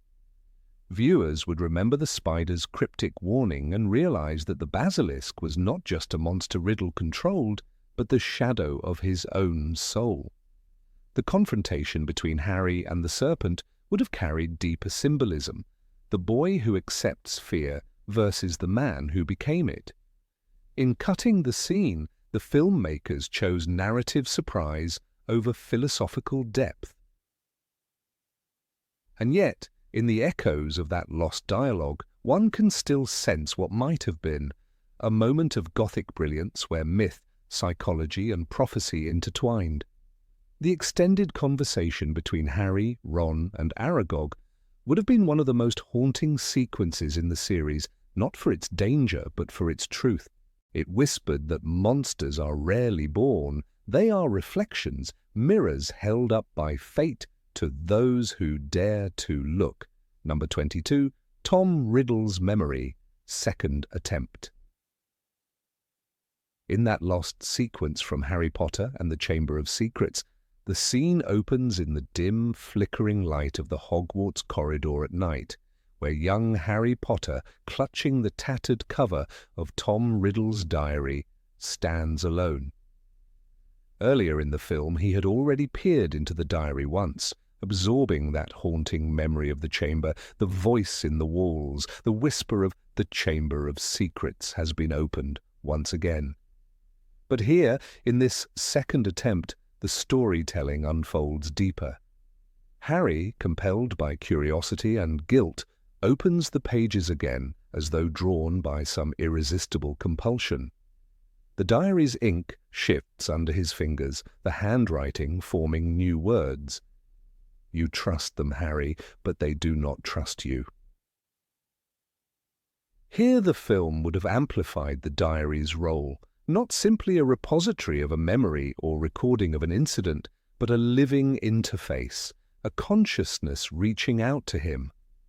At that moment, the room beyond the corridor begins to shimmer, the walls breathing faintly as though Hogwarts itself were aware. Through the diary, Harry watches a younger version of Tom Marvolo Riddle, seated at a massive desk in an empty classroom of grey stone, writing feverishly. His quill glides across parchment, each letter perfectly formed, each word ringing with intention. As Harry watches, the image of Riddle becomes flesh and blood. The boy turns his head, locks eyes with Harry through the window of the memory, and steps out of the writing desk, crossing the thin barrier between memory and present. Offering Harry a proposition. Riddle's voice, though silent to the film's visible frame, echoes in Harry's mind. Want to know the truth? Let me show you Hogwarts as it was, without them. The them meaning Dumbledore, the professors, the untrustworthy allies. Harry's breath catches. He glances over his shoulder at the dark corridor, feeling the weight of the community he has trusted, the teachers, the Gryffindors, Ron and Hermione.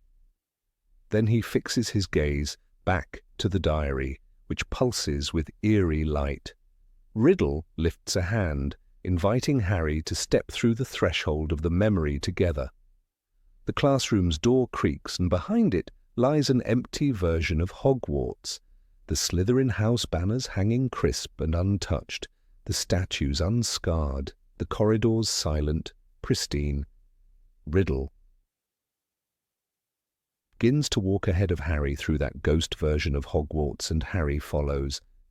In this alternate Hogwarts, Harry sees the footprints of power without companionship, the carved initials on benches that belong to no friend, the glint of serpentine motifs without laughter echoing in the halls.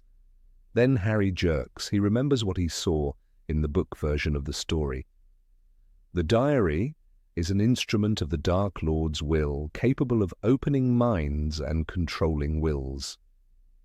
He had read those words in the book, a cold warning. But here he is not just reading, he is witnessing. His hand darts forward and snatches the quill from the diary's counterpart in the memory, the inert object lying beside Riddle's parchment. The moment his fingers break contact with the quill, the image fractures, cracks ripple like glass, the sound of the classroom dissolves into a whisper, and the memory collapses into darkness. The diary's page goes blank once more. In that cutscene, the significance would have been clear. The diary is not passive. It is not simply a historical note. It is an active agent of influence. When Harry steals the quill, he resists the seduction of the memory, the false reality Riddle sought to impose. He refuses the deal, refuses the vision of Hogwarts without his friends, without the legacy of trust and community. The consequence, the vision dissolves, the artifact's grip loosens, and Harry returns to the corridor, diary in hand, trembling. Yet the makers of the film felt the scene posed a problem. At that point in the narrative, Riddle appears to Harry far too fully formed, too corporeal, too alive. The logical puzzle of the plot, the mystery of how this sliver of the Dark Lord's soul in the diary manipulated events, would be undermined. With Riddle stepping out of memory so visibly, the audience's sense of creeping dread and hidden manipulation would be lessened. The potency of the revelation that Harry himself and the audience are being guided by something unseen would be diminished. In the published book, the diary's entry remains chillingly direct. I have no name left. Harry reads it and senses the threat, but never engages directly with Riddle as a living person at that stage. That choice preserves the diary's eerie autonomy, an object that seems to think. The deleted scene would have shifted that. The diary becomes a doorway, Riddle becomes a suitor, the scene becomes a temptation and a turning point. It would have emphasized that the diary held not just Tom Riddle's memory, but a fragment of his ambition and his consciousness seeking to recruit Harry. By exploring this scene, we gain a specific example of how the artifact works in theory. The diary invites Harry to reject his friends, his school, his support system, and instead accept a solitary destiny, one defined by the cunning and ambition of young Tom Riddle. When Riddle leads Harry through that alternate Hogwarts, the implicit message is, why struggle among the weak when power awaits you alone? The scene would have dramatized that seductive argument. Harry's act of wrenching the quill away is his refusal of that seduction. He opts for connection over isolation, friendship over dominion. The implications for the broader story are profound. If the scene had been included, the diary's threat would have been elevated. Rather than simply possessing Ginny under the latter's innocence, the diary would be shown as reaching out to Harry's deepest insecurities. It would underscore that Riddle's weapon is not only the basilisk and the chamber, but also the seductive alternative world he offers, a memory. Hogwarts without compassion? The moment Harry rejects Riddle's offer becomes internal as much as external. It shapes Harry's moral stance. He belongs to his community. He rejects the narrative of power for power's sake. Narratively, the scene would have deepened the mystery of the artifact. Rather than arriving at the climax, with Harry having already overcome internal temptation, the deleted moment would have shown his participation in the seduction. It provides a bridge between Harry's initial curiosity, that first look into the diary, and the final confrontation in the Chamber of Secrets. At the start of the sequence, Harry had only glanced into the diary, curious and shocked. In the second attempt, he engages more fully, stands at the threshold of a choice. This heightens his agency, his challenge, his eventual decision. However, from a storytelling standpoint, the film editors felt that the scene disrupted pacing. Having Riddle manifest so fully before the climactic chamber encounter made the earlier mystery less effective. The film thrives on revealing the threat in stages, building tension, preserving the unknown. If Harry already met a living version of Tom Riddle in a prior sequence, the eventual revelation that Riddle is the younger self of Lord Voldemort has less shock value. The editorial choice to cut the scene preserves the trajectory. From innocuous curiosity, Harry reads the diary, to investigation, Harry and Ron discover the truth, to confrontation, the appearance of Riddle in the chamber. The removed scene would have inserted an extra step in which Harry already confronted Riddle's consciousness and made a moral choice. The deleted scene also serves as a metaphor for temptation. Harry is shown an alternative Hogwarts, one devoid of community of friends, of moral obligations, just the grandeur and the power of Slytherin's legacy. Riddle says in effect trust me instead of them. The visual of Hogwarts, empty and waiting, becomes a mirror of what Harry's life could have been had he embraced the promise of solitary greatness instead of the risk-filled bonds of friendship. That temptation echoes one of the central themes of the entire series: power versus connection, ambition versus loyalty. The quill's removal is symbolic. Harry pulls himself out of the dream and back into the real world where friendships matter. In the book, some lines foreshadow such temptations. Harry reads in the diary, "Serve me well and you will be rewarded." While this exact line may not appear in the film, the tone is present. The deleted scene would have visualized that reward, not simply protection or favor, but an entire vision of Hogwarts remade, a world without the clutter of lesser souls. More than that, the diary would not only record a memory, it would seek to rewrite the present through persuasion. That shift from memory to active manipulation raises the stakes dramatically. For the magazine reader, that specific example is revealing. Imagine Harry in the empty classroom, watching Riddle write, hearing the silent invitation, feeling the pull of the vision, and then wrenching the quill away. That moment would have played as a microclimax within the film, an inner confrontation before the external one. It underscores a theme we see throughout the series. Reading alone is not enough. Understanding and resisting the influence are key. The diary offers knowledge, but also malformation. Without constant awareness, the reader becomes the victim of the text. In summary, the deleted scene would have enriched the role of the diary as artifact, not inert, not just a window into the past, but an interface to the will of Tom Riddle, someone with intent, someone who wants to craft Harry's path. By removing it, the film preserved the diary's mystery and the gradual uncovering of threat.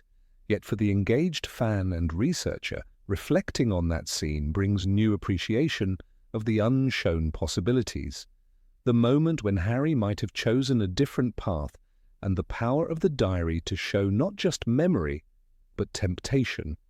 The quill snatch becomes a motif of agency in the face of manipulation, and the empty Hogwarts becomes a mirror of what power without friends truly costs.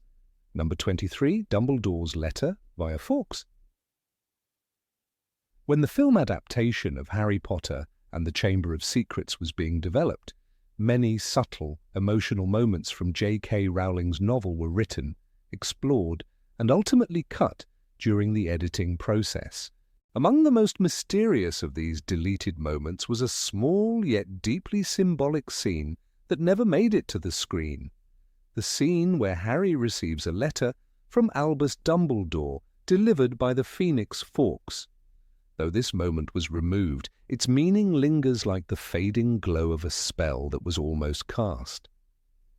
It was intended to remind the audience that even when Dumbledore was absent, his wisdom, care, and quiet guidance continued to surround Harry. The scene was to take place shortly after Dumbledore's suspension as headmaster, when the atmosphere at Hogwarts grew darker with fear. Students whispered about the next attack, portraits muttered nervously, and even the candlelight in the Great Hall seemed dimmer. In this planned version, Harry sits alone in the common room late at night, replaying in his mind the events that had shaken the school, the discovery of another victim, the shadow of suspicion that had fallen upon him, and the heavy silence that followed Dumbledore's departure. It is at this moment that Fawkes appears, not in flames, not in song, but silently, materializing in a shimmer of golden light above the dying fire. The script described the bird's arrival as a soft burst of sunrise in the middle of the night. Fawkes lands on the table beside Harry, the feathers glinting faintly, and drops a small, folded parchment sealed with a red wax D. There are no words spoken, only the faint crackle of the fire and the soft rustle of feathers. Harry opens the note with trembling fingers and reads Dumbledore's short message. Sometimes the light goes out, so that you may learn to value it. Trust your heart, Harry. Then, as quietly as he came, Fawkes takes flight and vanishes in a flare of white flame, leaving behind only a few feathers that drift slowly to the floor. The letter's meaning was simple, but the symbolism was profound. Dumbledore's light had literally gone out at Hogwarts. The guiding presence that made the castle feel safe was gone, yet his message suggested that in darkness one finds clarity. This brief exchange was intended to serve as a thread of faith, connecting Harry to his mentor during a time of isolation. In Rowling's universe, Dumbledore often communicates through riddles and metaphors, teaching Harry to think beyond logic, to trust emotion and instinct. The letter was one more example of that teaching method, presented not through words of reassurance, but through the quiet appearance of Fawkes, a living emblem of rebirth and hope. In the book, Dumbledore's absence is keenly felt. Professor McGonagall takes his place, the atmosphere of the school shifts, and the students whisper, "If Dumbledore can't stop it, who can?" This line, found in the novel, reflects the hopelessness spreading through the castle. The deleted scene was to visually represent that same despair, juxtaposed with a single flicker of light, Fawkes' arrival, as if to say that hope can never be fully extinguished. Director Chris Columbus, known for emphasizing warmth and emotional sincerity, reportedly loved the symbolism of this scene. Yet when the film entered post-production, it was decided that the Phoenix's first appearance should be reserved for the chamber itself, heightening the surprise and emotional impact of its rescue. If the letter scene had remained, the audience would have been subtly prepared for the loyalty between Fawkes and Harry that later defines the climax. In the finished film, when the phoenix swoops into the Chamber of Secrets and blinds the basilisk, it appears as an astonishing act of magic, both unexpected and miraculous. But the cut scene would have layered that miracle with meaning. Fawkes would not be merely saving Harry, he would be fulfilling Dumbledore's earlier message, bringing light into darkness at the very moment when all hope seemed lost. The line, "Sometimes the light goes out so that you may learn to value it," would have echoed through the chamber like an invisible charm, binding mentor and student beyond walls or distance. Dumbledore's letter also reveals an aspect of his character that the films often softened: his quiet foresight and emotional intuition. Throughout the series, he anticipates Harry's struggles before they unfold. In The Philosopher's Stone, he says gently, "It does not do to dwell on dreams and forget to live." In The Prisoner of Azkaban, he reminds Harry that happiness can be found even in the darkest of times if one only remembers to turn on the light. The letter in Chamber of Secrets fits perfectly within this pattern of advice, forming a thematic bridge between the early optimism of the first film and the moral complexity that defines later chapters. Its removal created a gap, subtle but felt, in Dumbledore's evolving mentorship. There was also a visual parallel in the script between this scene and a moment near the film's end. When Harry kneels beside Ginny's lifeless form in the chamber, the lighting was designed to mirror the earlier firelight of the common room, dim, trembling, and golden. Fawkes's descent through the darkness, bringing healing tears, was meant to visually complete the arc of light that began with the Phoenix's earlier visit. It would have been a poetic circle, Dumbledore's letter as the spark of faith, and Fawkes's rescue as its fulfillment. The removal of the first scene shifted the emphasis from faith to surprise, from guidance to revelation.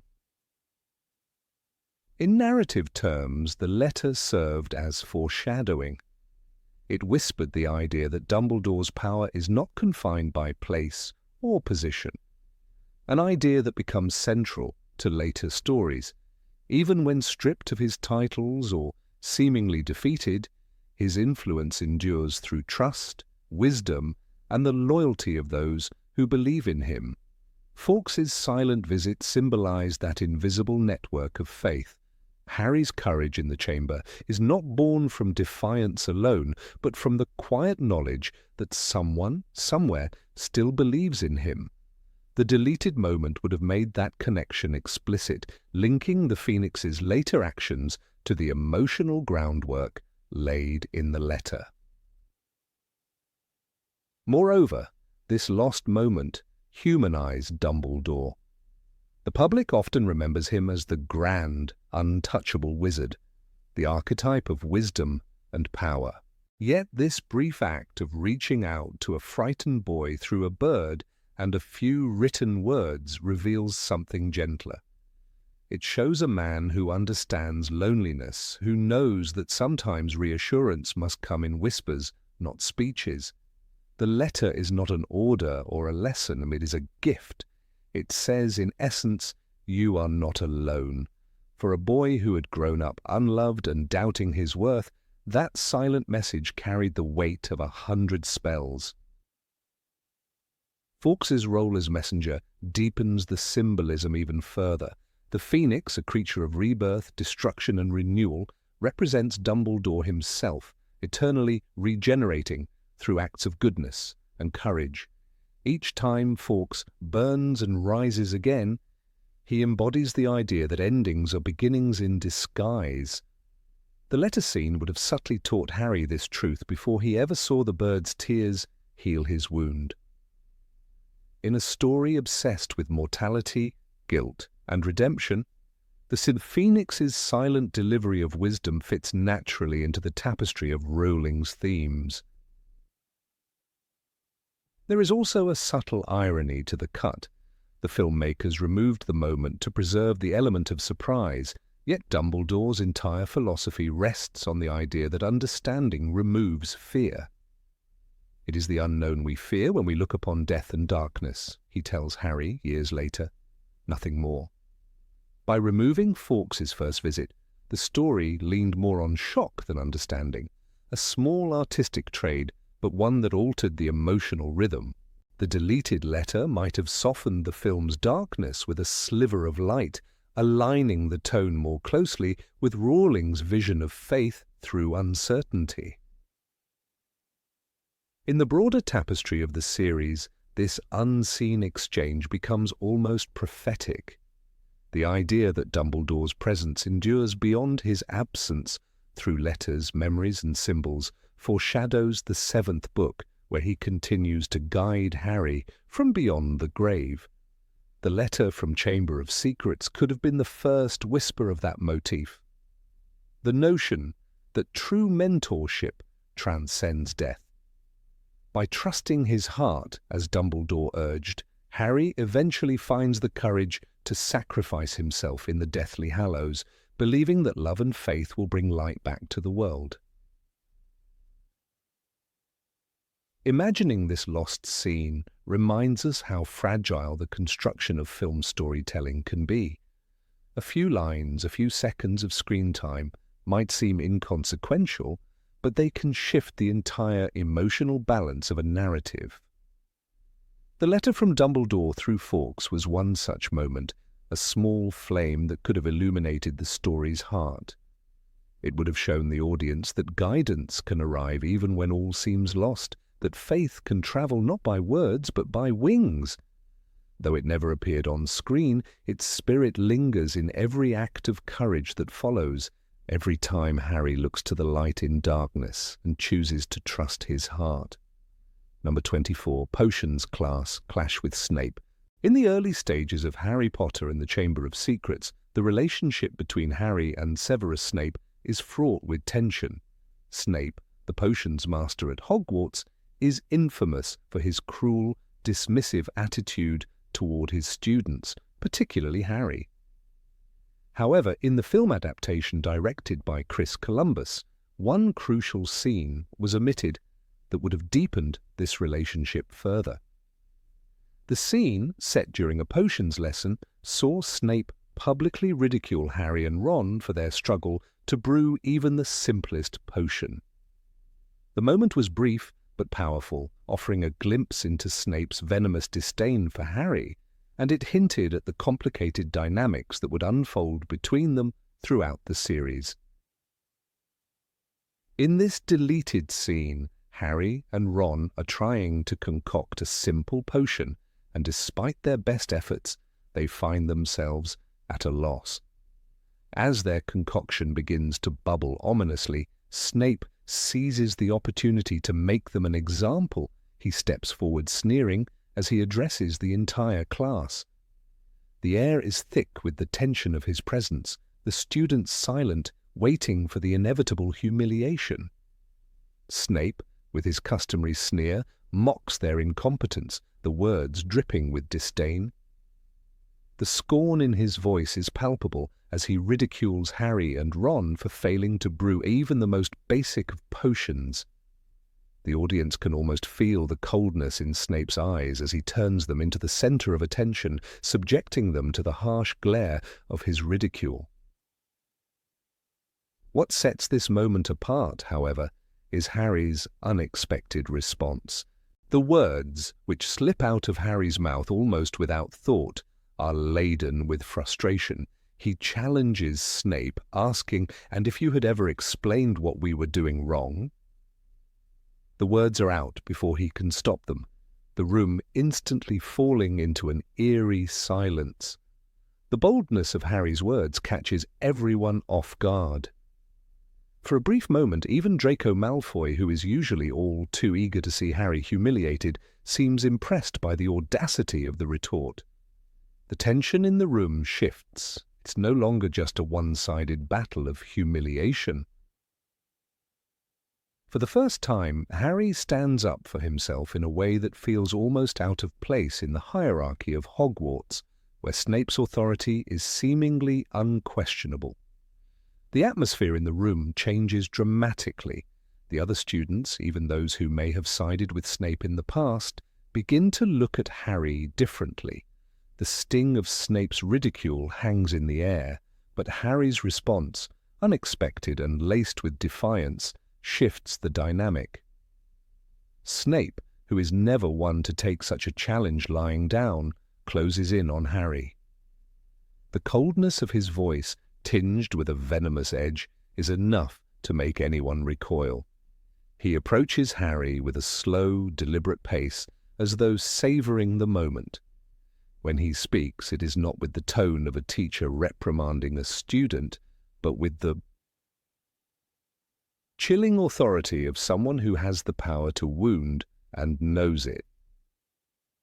"You are the exact image of your father," Snape whispers, his voice low but cutting. The words are a knife to Harry's heart. And that is not a compliment. The silence that follows is deafening. Snape, with his sharp gaze, watches as Harry processes the sting of the words. To the students around them, it is a moment of quiet power, a moment where the potions master exerts his full control over the situation. But for Harry, the words are more than just a casual insult. They are a direct attack on his father, James Potter, a man he never had the chance to know, but whose legacy looms large in Harry's life.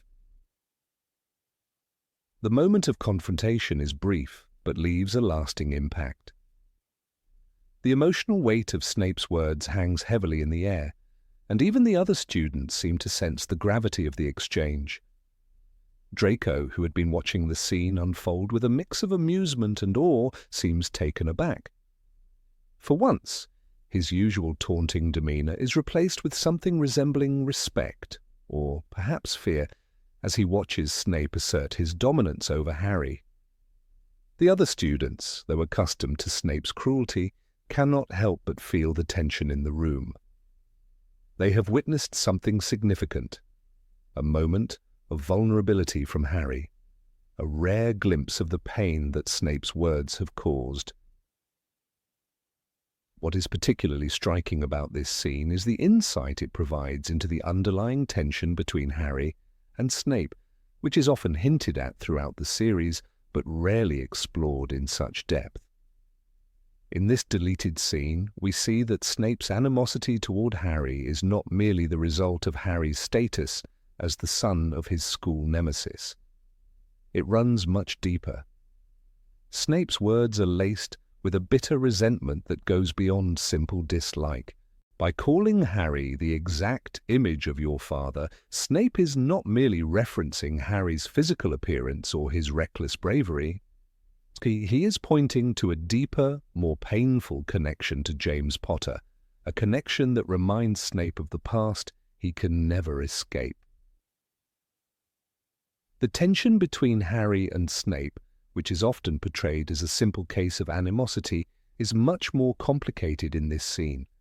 It reveals that Snape's disdain is tied to old wounds, wounds that have been festering for years.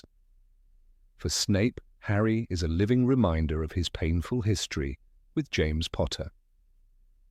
The rivalry between the two men, which had been marked by a series of humiliations and betrayals, is something that Snape cannot forget.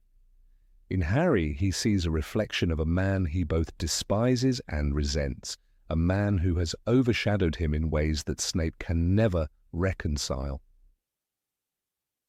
For Harry, the words sting because they tap into his own insecurities. Throughout the series, Harry grapples with the shadow of his father's legacy. James Potter was a hero to many, but Harry never truly understood what that meant. He never had the chance to know his father, and yet he is constantly reminded of him by people like Snape, who seem intent on holding Harry to impossible standards. In this moment, Harry is confronted with the harsh reality that his father's legacy is not just something to be proud of. For some, It is a source of bitterness and resentment. Snape's words cut to the heart of Harry's own struggle with identity. The comparison to James is not a compliment. It is a reminder that Harry is burdened with expectations he can never fully live up to.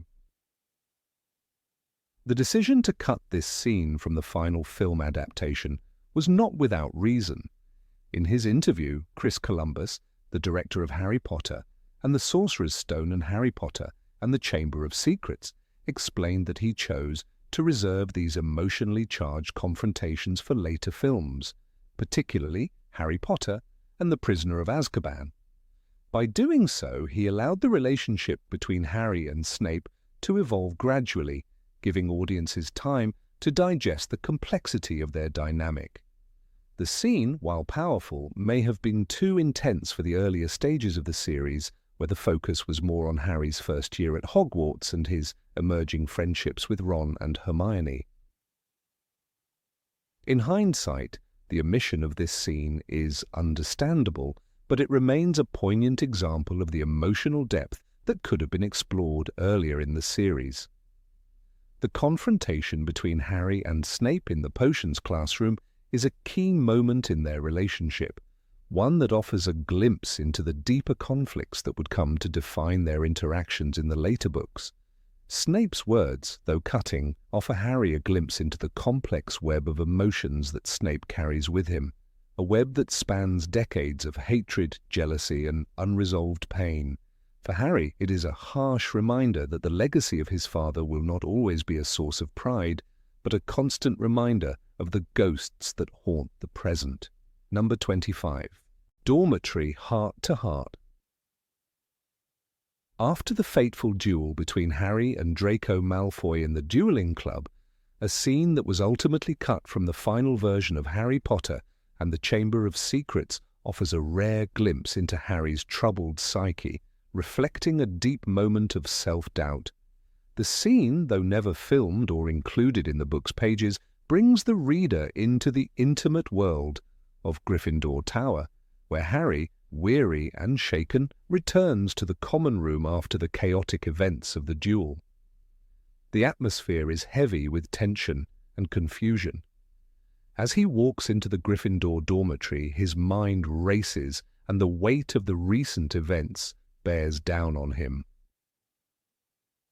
His two closest friends, Ron Weasley and Neville Longbottom, are there, waiting for him. They've heard the whispers, seen the aftermath of the duel, and feel the unspoken pressure that has been building on Harry's shoulders. They are worried about him, and although their words may not always be the most articulate, they share the same concern that most people feel for Harry during his time at Hogwarts. They want to see him safe, and they want to see him at peace. As they sit together, the flickering firelight dances across the room, casting long shadows and creating a strange intimacy in the space. Ron and Neville try to console Harry, though they aren't entirely sure how. Harry, overwhelmed by the events of the day, finds himself sinking deeper into his own thoughts. His doubts about his identity, about the bloodline and destiny that have so often been thrust upon him, are not easily quelled. The doubts that have surfaced before come crashing back. He turns to his friends, his voice barely a whisper, as if the words have been growing inside him for some time, waiting for the right moment to escape. In his tired, strained tone, he admits something to himself that he has been too afraid to say aloud, the fear that maybe, just maybe, he is more like the dark wizard Voldemort than he would care to acknowledge. After all, the snake had listened to him, had obeyed his command. The terrifying thought that he might share something more with Slytherin's past than just his ambition begins to take root. "Maybe I really am Slytherin," Harry murmurs. "The snake listened to me." The words hang in the air, chilling the room. There is a moment of silence that feels impossibly long. Ron, always quick to rise to the occasion, reacts with the sharpness of a friend who knows Harry too well. He's seen this pattern before, the constant self-questioning, the burden of fame, the weight of expectations. Ron has witnessed Harry's internal battles and fears, but he refuses to let him spiral too far into self-doubt, especially not about something as ridiculous as this. "If you were Slytherin, you wouldn't be torturing yourself with that question," Ron says, his voice tinged with both amusement and exasperation. It's a line that Ron delivers with such casual ease, yet it carries a profound message, one that cuts through Harry's insecurities with a simple truth. This remark, seemingly offhand, encapsulates Ron's loyalty to his friend. It is a moment of deep, unspoken understanding. Ron knows that Harry is not like Slytherin, and more importantly, Ron knows that Harry doesn't deserve to be burdened by that label. In the heat of the moment, Harry might have dismissed Ron's words, as he often does in moments of turmoil, but deep down, Ron's words resonate with him. Harry is not truly Slytherin. His identity, his worth, and his destiny are shaped by far more than the house he is placed in. It's a sentiment that is difficult for Harry to accept, but the simplicity of Ron's statement has the power to cut through the fog of doubt. He's not Slytherin, and he doesn't need to be. The reassurance from his friend is all Harry needs, even if he doesn't fully believe it yet. Ron's comment is a rare moment of warmth in a series that is often dominated by tension and conflict. In that small dorm room, as the fire crackles and the shadows flicker, Ron provides Harry with something invaluable, a reminder of his humanity. It's easy for Harry to become lost in his own fears and insecurities, to spiral into the trap of thinking that he is destined for darkness, that he is doomed to follow in the footsteps of those he fears most. But in Ron's words, there is an unshakable truth that Harry cannot deny. His friends will not let him fall. They will be there to catch him, to pull him back from the edge of despair. In that sense, Ron's words act as a lifeline. But perhaps the most significant aspect of this scene lies in the way it was ultimately excluded from the final film. It is a moment of emotional depth that was deemed unnecessary in the context of the larger narrative, particularly because a similar conversation happens later, in a more public setting, with Hermione. The filmmakers, it seems, felt that this exchange between Harry, Ron, and Neville could be seen as redundant, as if the themes of self-doubt and identity had already been addressed earlier in the story. But in cutting this scene, they removed a rare and valuable moment of vulnerability between the three friends. The conversation with Hermione, though important, lacks the intimacy that the scene in Gryffindor Tower could have provided. Hermione's logical and practical approach to Harry's fears, while reassuring in its own way, doesn't carry the same weight as Ron's simple yet profound statement. Ron's response is less about solving Harry's problem and more about offering him comfort, letting him know that he isn't alone in his confusion. It's a human moment, a reminder that no matter what house Harry belongs to, he is first and foremost their friend, and that bond is unbreakable. In the original script, the warmth and simplicity of this scene would have given audiences a rare opportunity to see Harry in a more vulnerable light. It is a scene that would have allowed viewers to connect with him on a deeper level, to see the emotional turmoil that lies beneath the surface of the boy who lived. Instead, the film focuses more on the plot and the larger conflict with the Chamber of Secrets. While that focus is certainly important, it is also in these quiet, intimate moments that Harry's character is truly explored. The scene would have allowed us to see Harry not just as a hero, but as a young boy grappling with his own identity, his own place in the world. The moment is a testament to the strength of friendship. The way that even the smallest gestures, a simple, seemingly throwaway line, can provide comfort in times of need. It's easy to forget that sometimes what we need most isn't grand gestures or profound wisdom, but the steady reassurance of those who care about us. Ron, in his usual way, cuts through the darkness with a reminder that Harry doesn't need to face his fears alone. He is, after all, not Slytherin. He is Harry Potter, and he has people who love him and believe in him no matter what. In the grand scheme of the story, this scene may have been deemed superfluous. But for the fans who long to see more of these subtle, heartfelt moments, the scene would have been a beautiful addition to the story of Harry Potter. It reminds us all that in the end, it's the simple things that matter most, the quiet moments between friends, the reassurance that we are not alone, and the power of words to heal even the deepest of wounds. Number 26, The Ghosts of Hogwarts. The corridors of Hogwarts were never silent, but tonight they hummed with an eerie energy that sent a chill down Harry Potter's spine. It wasn't the usual echo of footsteps or the soft rustling of robes, but something much more profound, a sense of tension in the air, as if even the ancient stones were holding their breath. As Harry walked slowly through the shadowed hallways, the soft flicker of candlelight from the sconces cast dancing shapes on the walls, which made the already gloomy atmosphere even more unsettling. This was a different kind of night at Hogwarts, a night where the usual sounds of the castle were drowned out by something far more mysterious.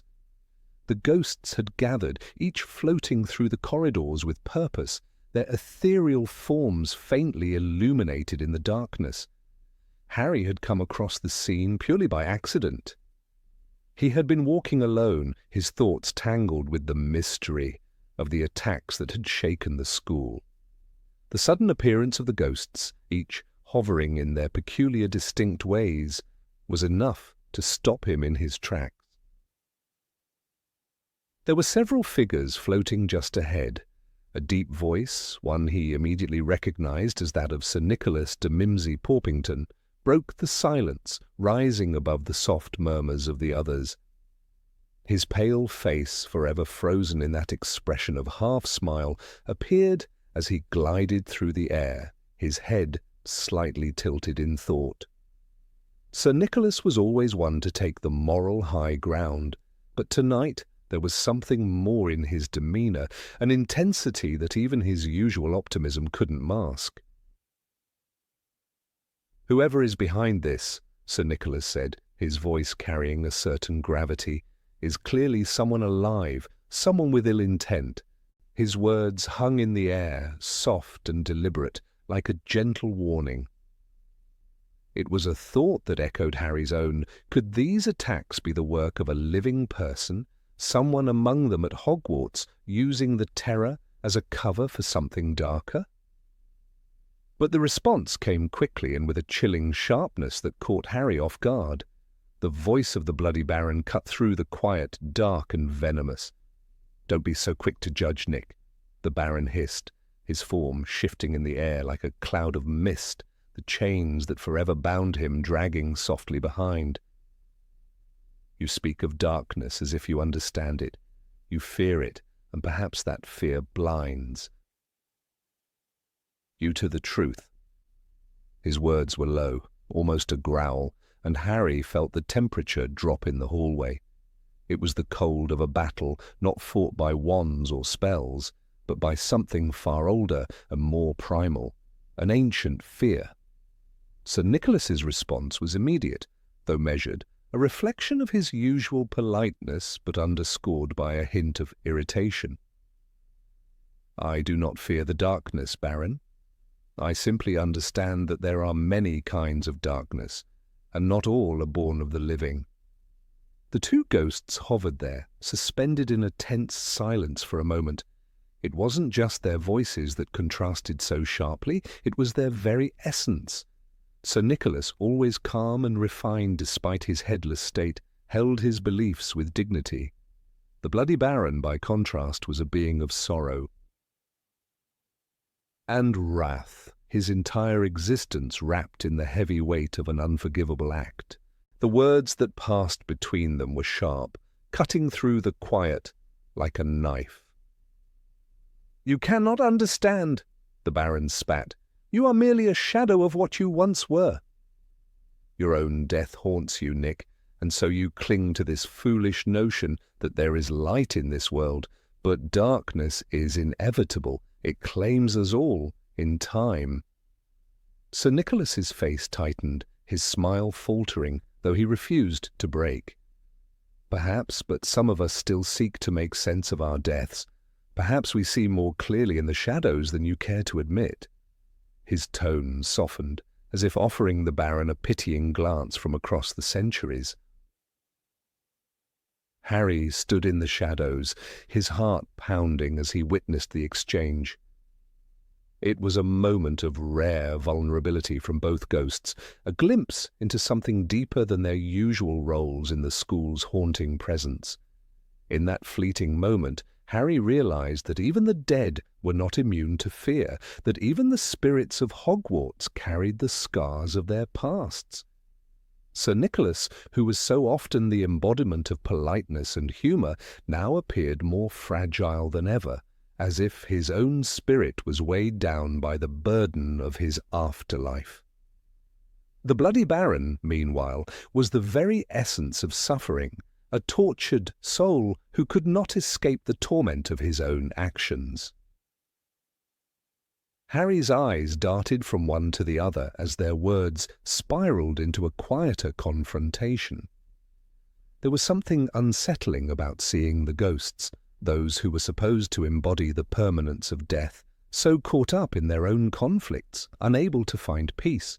The Baron's relentless bitterness and Sir Nicholas's fragile hope painted a stark picture of what life after death could be, a place where even the dead could never fully escape the darkness of their own fears.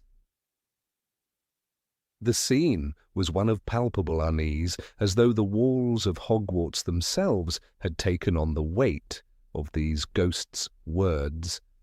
Harry had always known that Hogwarts was a place of magic, but in this moment it felt more like a prison for both the living and the dead. The corridors, usually filled with the bustling sounds of students, were now haunted by something far more sinister, a reminder that the past was never truly gone, that it lingered in the very heart of the school, in the form of the ghosts who had never moved on. Harry had seen ghosts before. Sir Nicholas, nearly headless Nick, had always been a friendly presence in the school, and the others, like the Fat Friar or the Grey Lady, were equally well known. But this scene was different. This wasn't a casual encounter in the hallway or a brief conversation in the common room. This was a raw, emotional exchange that revealed the true nature of their existences, an argument that left Harry with a lingering sense of discomfort.